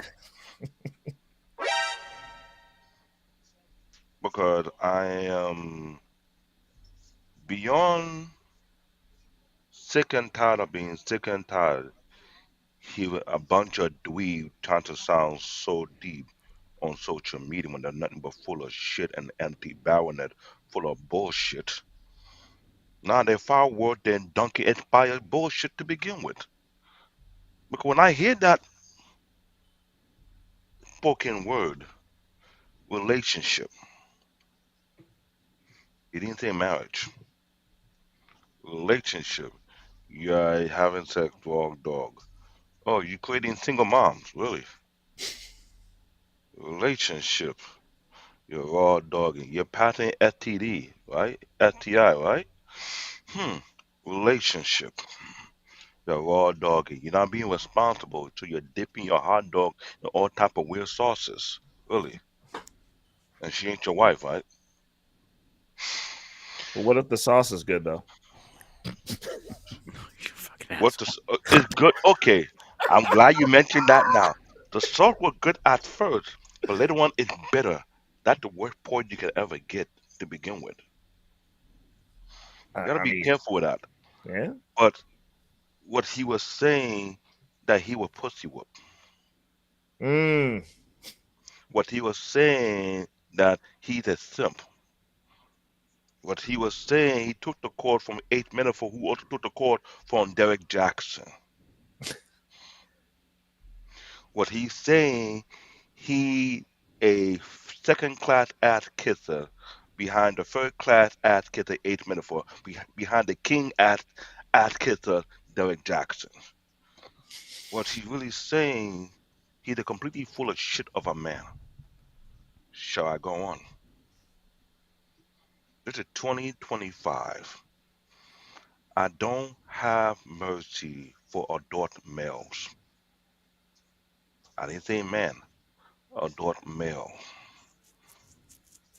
And I don't have time for adult female who close to being a girl or a thought trying to bring stupid talking point. On like travel bullshit one. You talk about how a man but never talk about how a wife's supposed to be. Shut the fuck up, please. This is angry black nerd who got no mercy for retarded bullshit. That ideology would have got you kicked out of English class a long time ago. Oh yeah, I forgot. Y'all skipped high school and took your GED to bypass the English teacher, right? Lack of comprehension 101. This is what I'm talking about. You had a bunch of fake gurus bring up this type of ideology. As a man, you're not married, you're allowed to have boundaries. Because sometimes boundaries like to keep yourself in check on whereby somebody go behind and fuck up your shit or because of the insecurity issue. She brought her baggage with you where you left your baggage somewhere else a long time ago and she wants you to hold you accountable for her baggage. Really? For the insecure gutter rat? Really? I don't let me have your password. I'm insecure. I want you to make me feel secure. You're a grown ass bitch. Figure that shit out. I don't understand. There's no reason to share a password unless you're my wife and I'm building something. So whatever happen, like Coach first said, Mr. Bennett, whatever happened to me, you have access to it. So I don't leave you hanging. If you're not on that level that require the level of responsibility to have my information, shut the fuck up and suck on a right and infected dick. I'm sorry, I'm just unleashed. I'm very dangerous with my words, so if I take your soul and destroy it, I could care less. Because I'm trying to understand the high school cheerleader bullshit thoughts who went through a whole football team who still insecure because the last one broke hurt her feelings. Why need another person pass for them? They're trying to comprehend that. I'm just saying. That's my visceral. If you're not that special, you don't need to ask for access or anything. That's just me. Anybody else? I mean, everything the guy said is true, right? That's just the dynamic of the dating so-called relationship story for the last, I would say, 15, 20 years. But what he said goes to both sides also. Men and women move that way. And that's Mm-hmm. the problem. Instead of people dating or courting with intention to be together, they just, a lot of them do it for convenience. Some just do it for sex. Some do it for financial reasons. Everybody has what they call it, an agenda Mm-hmm. today. When they, and they, to me, a lot of people, I don't know why people move in together and they just dating.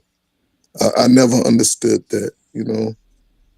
But as I got older, I can see, like, okay, some people just out here just trying to see what they can take advantage of, and it Mm-hmm. and it jeopardizes everybody. Because whoever get their heart broke first, go be the one crying for the next 15 years about how women are and how men are, which is doesn't do that person any good. Because relationships, I learned how to compartmentalize them. If I break up with a girl, I leave that girl there. I leave that Mm-hmm. whole relationship there where it's at. I don't bring it into my new season or my new year because I'm looking for something new and special. I can't control how all women act. I don't worry about how all women act. Now I can see you act a certain way or whatever, and I'll be like, oh, you're a little wild woman. I couldn't date that because I know what I can handle and can't handle when it comes to that. But you know, if I don't know, if I saw women, I listen to women, but I only go by what they do. Mm-hmm. Like I said, I learned that early. I had 5 sisters in the home. My mom. I learned what women do is more important because they'll say a lot. They'll say it to woo you. They'll say it to get out of a situation. They'll say it to lie, whatever they got to say. But how they act is something that they can't deny. So, what he said is true, man. I just don't think people today, I would say this because Trevor Warren made a statement about the manosphere. I would recommend all the manosphere men, people that come to YouTube to get um, coaching on women, get off the internet and go meet women. Go practice the information that you get. And for the ladies, listen, don't go too far. Y'all stay close. Y'all stay close because y'all gonna need some protection from us at some point. So stay close. Don't go too far.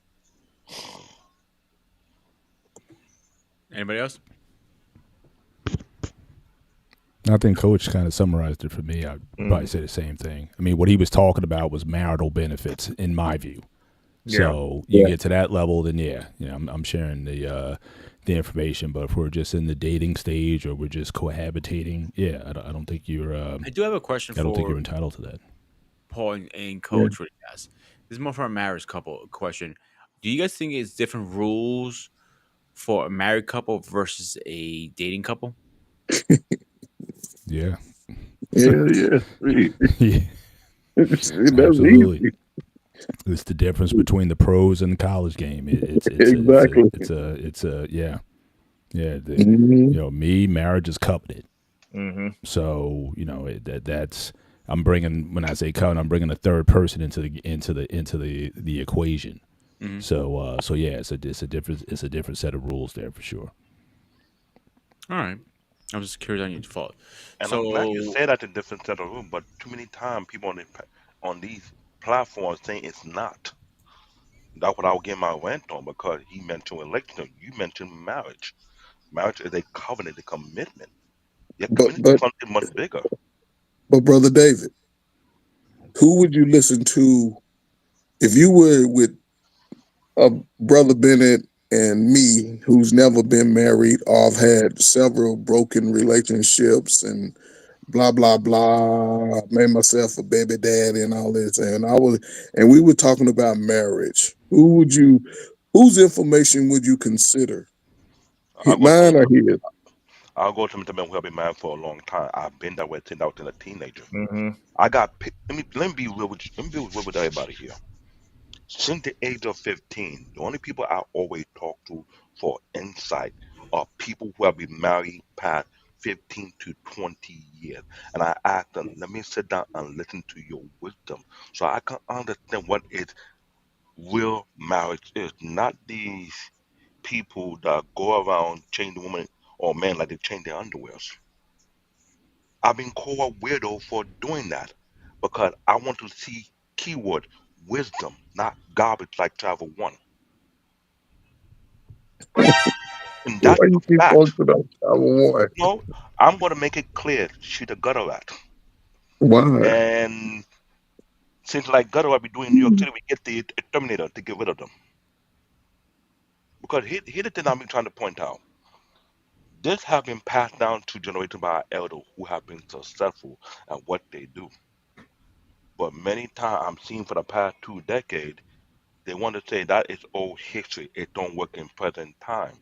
But when what they trying to make it work does not work, what they do the best, point finger. They don't hold themselves accountable. Say, you know what? I fucked up. I did not listen. My elders said this is not how you go to the goal. You do this type of shit, you get this end result. You never hear the saying, doing the same thing over and over and over, expecting a different result is a sign of madness. But, but Records Ray said something very unique and interesting, right? Mm-hmm. Because we all come on the internet and everybody's $1 million man, right? $1 million man has to have the work ethic of Ray. You know, $1 million man is working 12, 14, 16 hours a day. $1 million man ain't giving YouTube 8 hours Mm-hmm. and then Right. trying to balance a woman for the other 3 or 4 hours and then got to take care of his other biz. So, somebody's lying. Mm-hmm. And I'm on the other side of my youth. So I got more years behind me than I got in front of me. I'm concerned about the guy 21 to 41 who's looking to possibly spend the bulk of their life crying and complaining about women and not even putting themselves in position to when they get in their 40s after they worked hard, because ain't nobody gonna give you nothing. Brother Bennett ain't gonna give you nothing. I ain't gonna give you nothing. You gotta work just like we did. But then when you get to that space, you can slow down a little bit.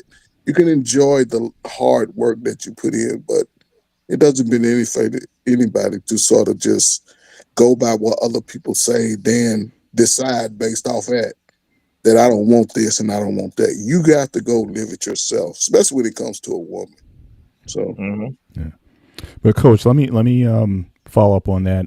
Honestly, the way I approach things now, I would listen to another person. I listen to all information. I'm very like Bruce Lee when it comes to that.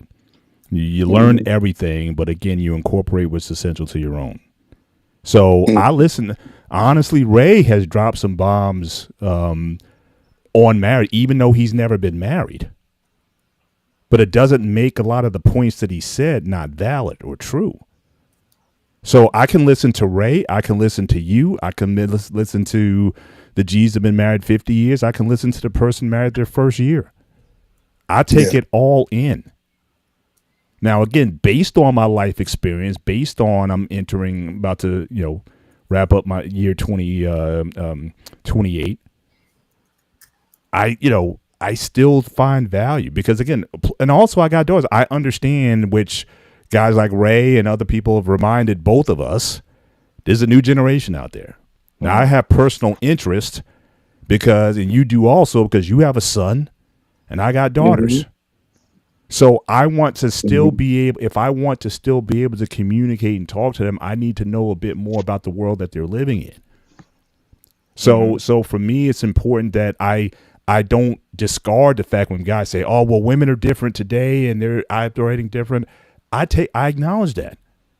Now, tell me how they're different. You know, and so or how men are different. And so I want to be able to have that bridge when I talk to my daughters. I don't want them saying, "Oh, Dad, you don't understand." Well, help me understand. So again, I listen to my daughters. So I think all information in and of itself is not bad. Even the stuff that you know not to do. So the guy who's been impregnating the neighborhood, if anything, he's going to be an example of what not to do. And I could just look at his life and his lifestyle. You know, I learned as much from what I don't want to do Exactly.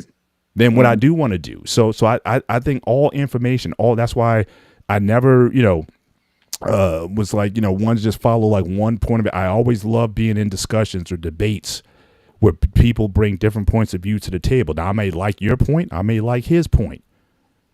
But ultimately, I understand that the decisions have to be mine and they have to be based on, again, what is going to work best for me. So I love talking to newlyweds. I love that first, that energy, because sometimes, again, you could be married for a while, and I never want to, like I said, I want to grow in knowledge and in wisdom. I do not want to grow old. When you grow old, the learning stops. Bingo. And so my thing is, it's like, look, I want to know what's happening for a young couple in 2025. What are you guys facing? What are you guys dealing with? Or what are you guys doing to help your marriage go? Now I may come, hey, you know what?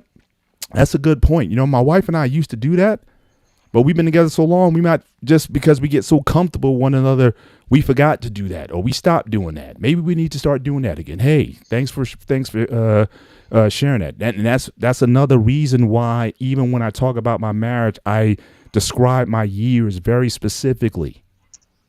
This is year 28. I do not say I've been married 27 years. Because quite frankly, that 27 years may not help me. I know a lot of people 20, 25 year plus still getting divorced. So I have to treat the current year as year one. It's just like the Chiefs are gonna three-peat, but they understand they've done it reckless. Every year has been a different team. Yep. I mean, you got the one constant, and you need some constants, right? Patrick Mahomes and Reed, those have been the constants. But they've won with Tyreek. They've won with guys that you never heard of. Yep. They've won with defense. Every year, you have to recalibrate your team. And so that's the mindset that I go into. So this is year 28. Nothing else matters but this year. What my wife and I have done this year, and forget all the other stuff. Then guess what? March 29th, we start year 29. And just like you got to have an off season, even if the Chiefs win the Super Bowl, they're still going to have those off-season meetings. Who we going to draft? Who we going to get rid of? Because you can't keep everybody. And what plan are we going to come for? Because everyone's going to be coming after us next year. What do we got to plan for next season? So again, it's for me, marriage for me works better when I look at it 1 year at a time, because I don't get old or think I'm untouchable because I've been married a certain length of time.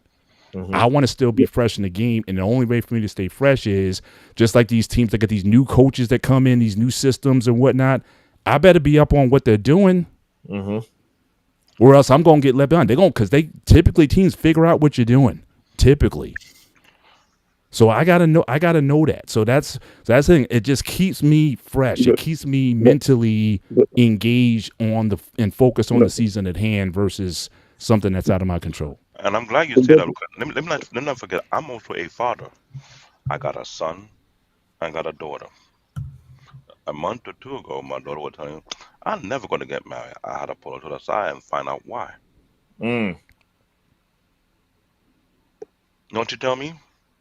The boys around here, they're crappy. Their mindset is gut. It's like they got nothing going to them. I had to listen to what my daughter is telling me to let me know maybe I need to go to another environment where you can see a different ideology.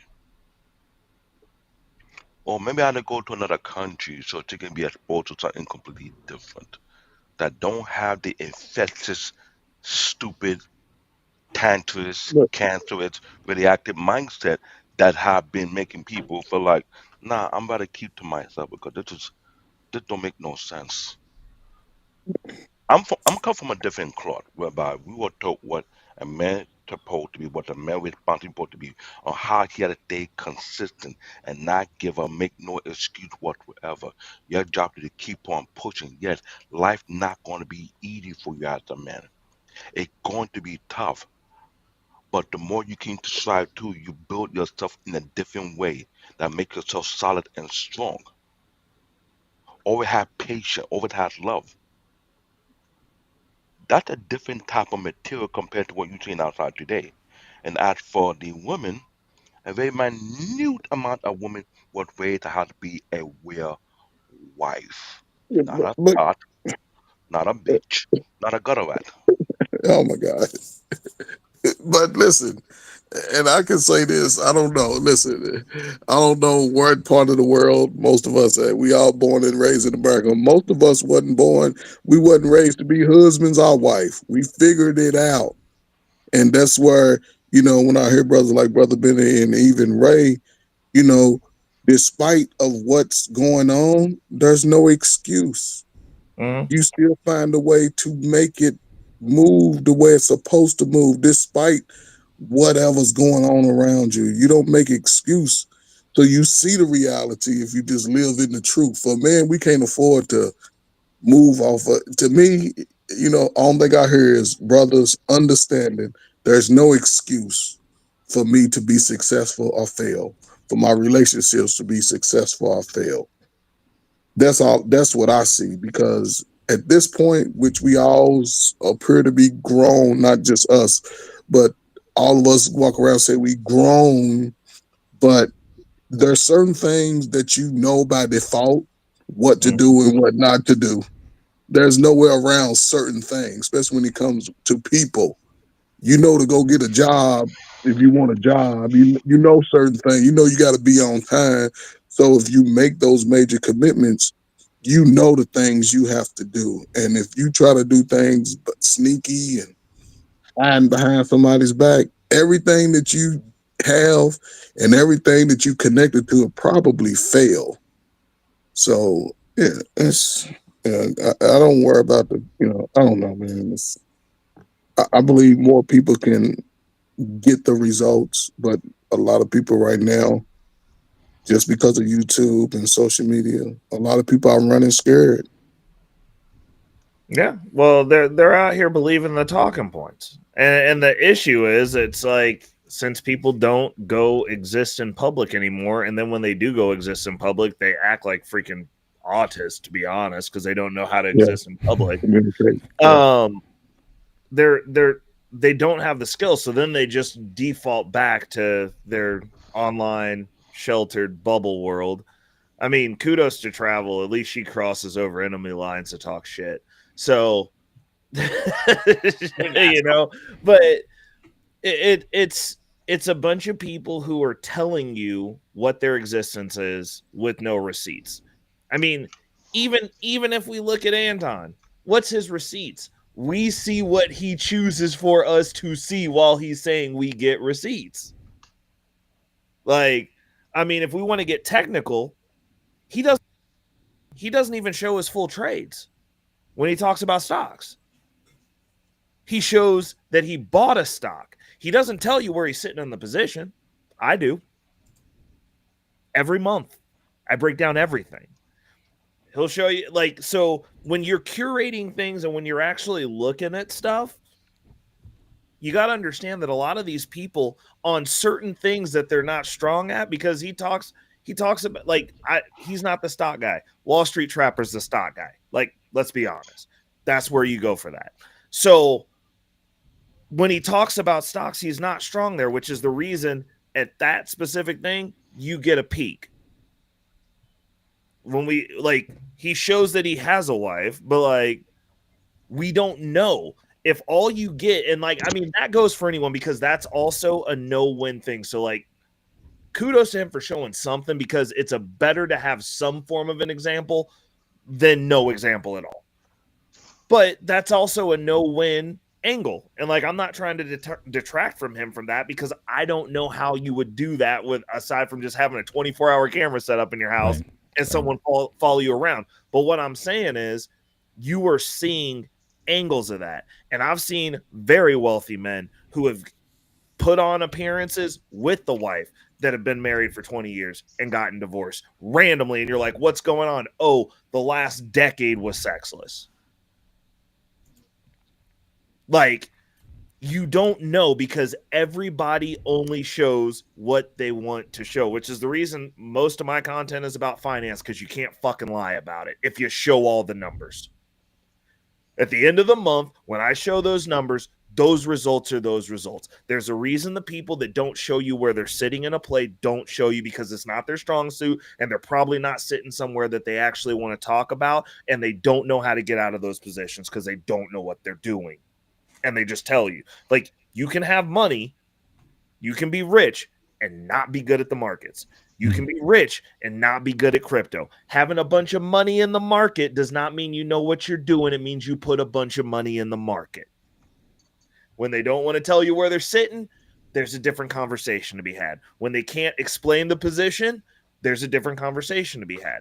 And it's the same with relationships. A lot of my stuff functions logic based. When I'm in relationships, it's normally for years. So basically, I do live through a bunch of mini marriages, so I do know how to get along with somebody over a long period of time to keep them around. It's so like when you see these people that are saying the most audacious stuff, especially the ones that are paid to be here, that's the context. Why are they here? Why are they telling you to follow them? Are they charging you for this? Is their platform monetized? If it's monetized, then they're dancing for the algorithm. They can't talk about what they want to talk about.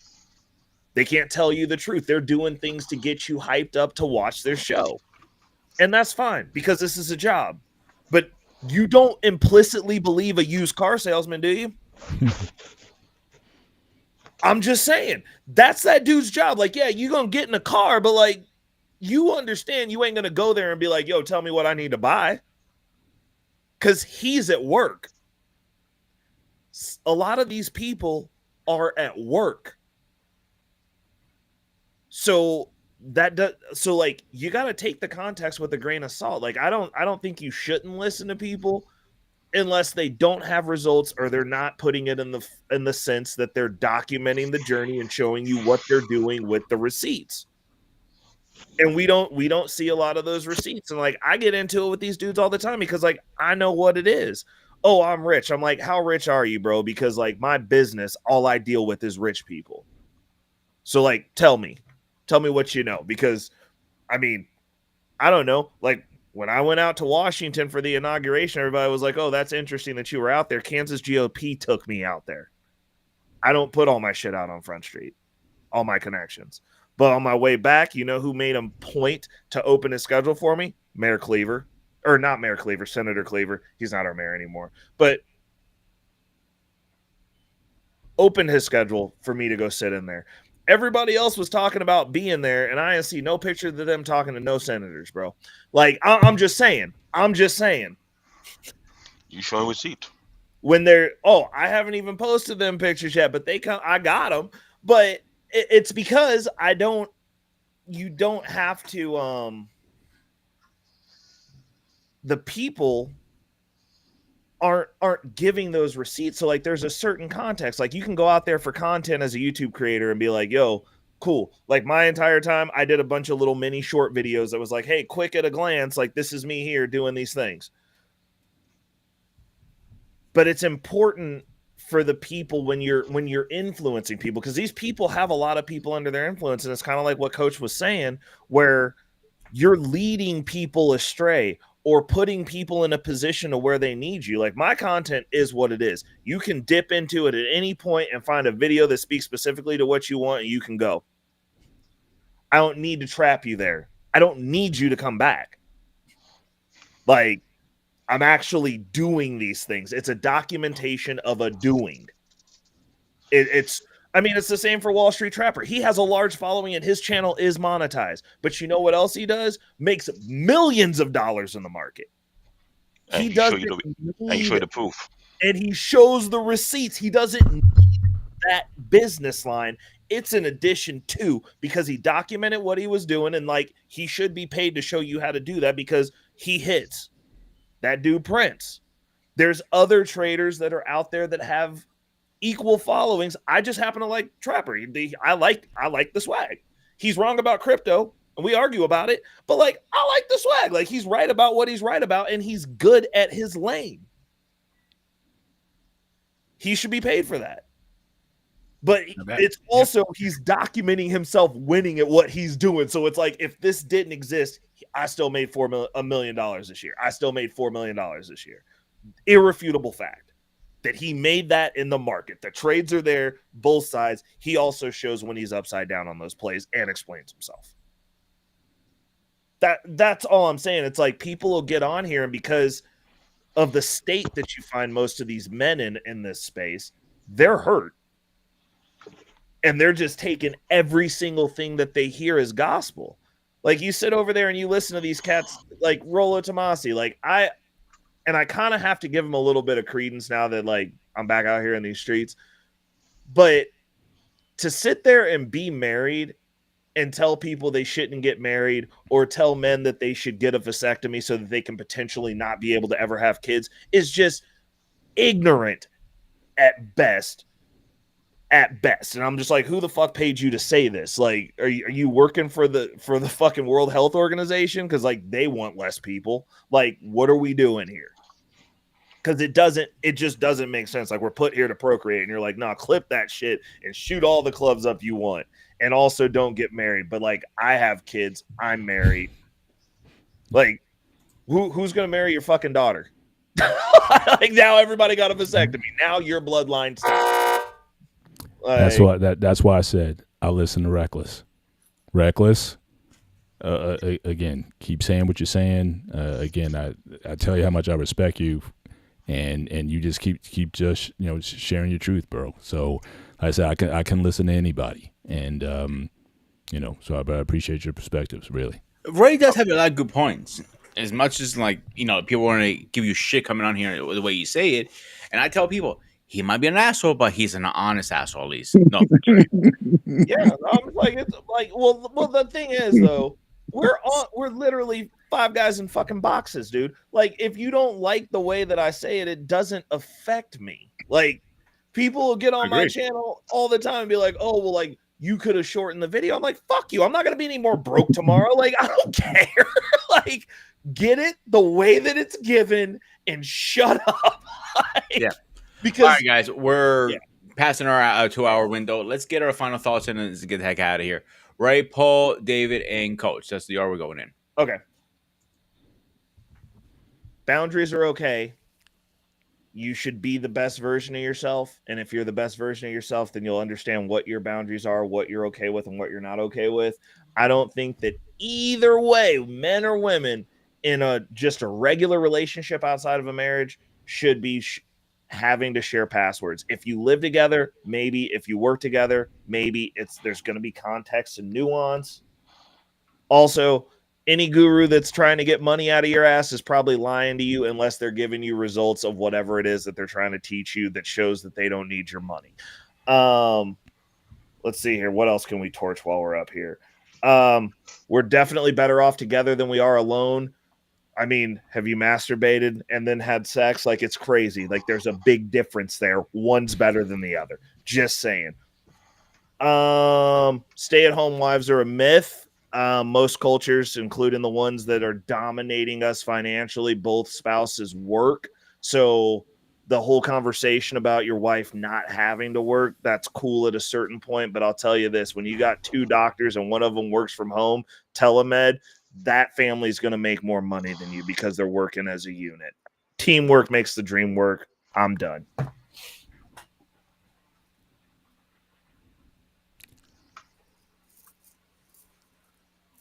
I have absolutely nothing to add to that. Absolutely nothing. Next person. Done. Thank you, Ray. Thank you as always. Appreciate you, buddy. I'll be honest, he died in a mic drop to about after this.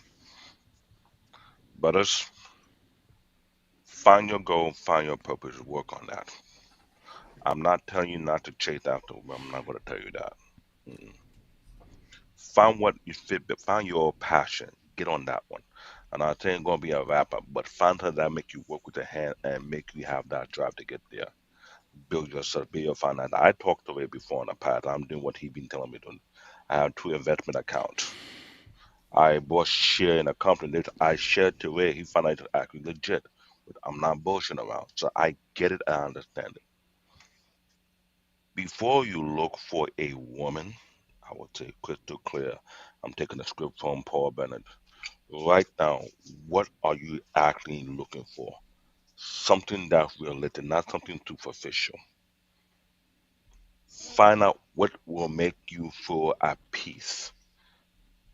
Because for one, that person you're gonna be around with, you don't have a problem sharing your password if you want that person to have your password, knowing that they're probably gonna do something for you more productive. If you're not married, have your boundaries. Everyone have boundaries. I'm not gonna hear this bullshit about oh you share a password. No, have your boundaries because the same way she wants your password, ask her would she give you her password as well. Because she can't give you her password while she asking for yours. I deal with common sense. I won't deal with bullshit. Focus on what you need to build on. Focus on your craft. Focus on yourself. Focus on building your financial foundation first. Don't try to break the bank just to please somebody. It's not worth it. I'll tell you that right now. I'm a parent. The people you see walking behind me are my kids. I've taken vacation over 27 years and counting. So my job is to make sure their life is better. Either I like it or I don't. I ain't got time for the talking point mafia who got no real life experience whatsoever. Focus on you. Build yourself, and that's it. Next person. Oh, cool. Well, yeah, again, man, a lot of great gems dropped tonight, man. That's why I appreciate this platform, man. Man, listen, salute to all the married people that understand the covenant.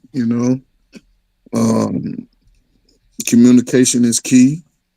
Um, again, without the communication, you can't protect each other. You know, having access to each other is definitely important. That's why you get into a union so you can always have access to that person. Like Brother Bennett said, man, let me go sit on the throne. Give me 20 minutes by myself on the throne. Other than that, hey, Amen. Yeah, that's I right. can, hey, I'm ready to talk or whatever needs to be done to get the job done. But it's not a lot to be said, man.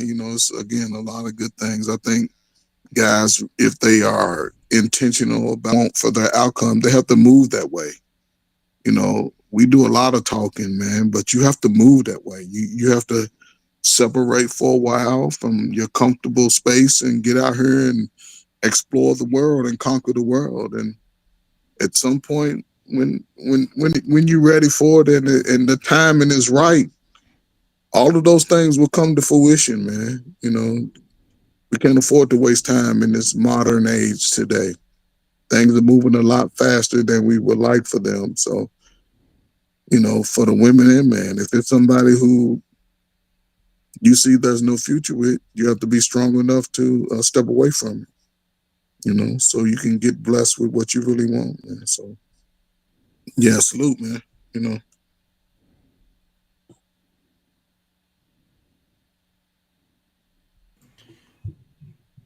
I really don't have anything more to add. These guys said everything they had to. Ray killed it. I gotta give him his props when he's due. He did. Absolutely. Like he nailed it right on his head. But let's go with the schedule and let's get the heck out of here. So, to Saturday, we are going over two legends head to head. Mario versus Sonic. That's going to be an argument and a half. I already see David's head shaking. So, yeah. And after that, we are back on anime. No, I'm lying to you. This Sunday on the Gray Area, we have a special guest. We're actually having the actual King Smith back on talking about his military career in the Air Force. I am looking forward to chopping up with him and see. So hang on. So will this be this then we would have covered all four branches? We have an Army guy on. We have Marine. Boss man's a Marine. Yep. Now, I don't think we have a Navy. We have no Navy guys. Okay, so we need a Navy. Okay. Mr. Fantastic. Well, out of you may get the other four branches thumbing their nose up at the Coast Guard or the National Guard. So after the show for like 3 seconds, I got a prize for you. I got you. Mr. Fantastic, the Navy guy, just to let you know. Okay. Let me know how to reach out to him. I'll get him on. So then on Wednesday we're back with David and Wally with Pokemon versus Digimon, the class of the Titans of the DD Poke Monsters. Yeah, you guys have fun on that one. And on next Thursday, we're gonna be talking about, are there still good men out there? Oh, jeez. Yeah, now I'm going there, Paul. You know me. So, guys, anything else before we go? Next week will be chaotic. That's what I'm going to say. All right, guys. I'll be back for that one. Do me a favor, hit the like, share, and subscribe. As always, stay fresh, stay safe, and I'll see you guys in the next one.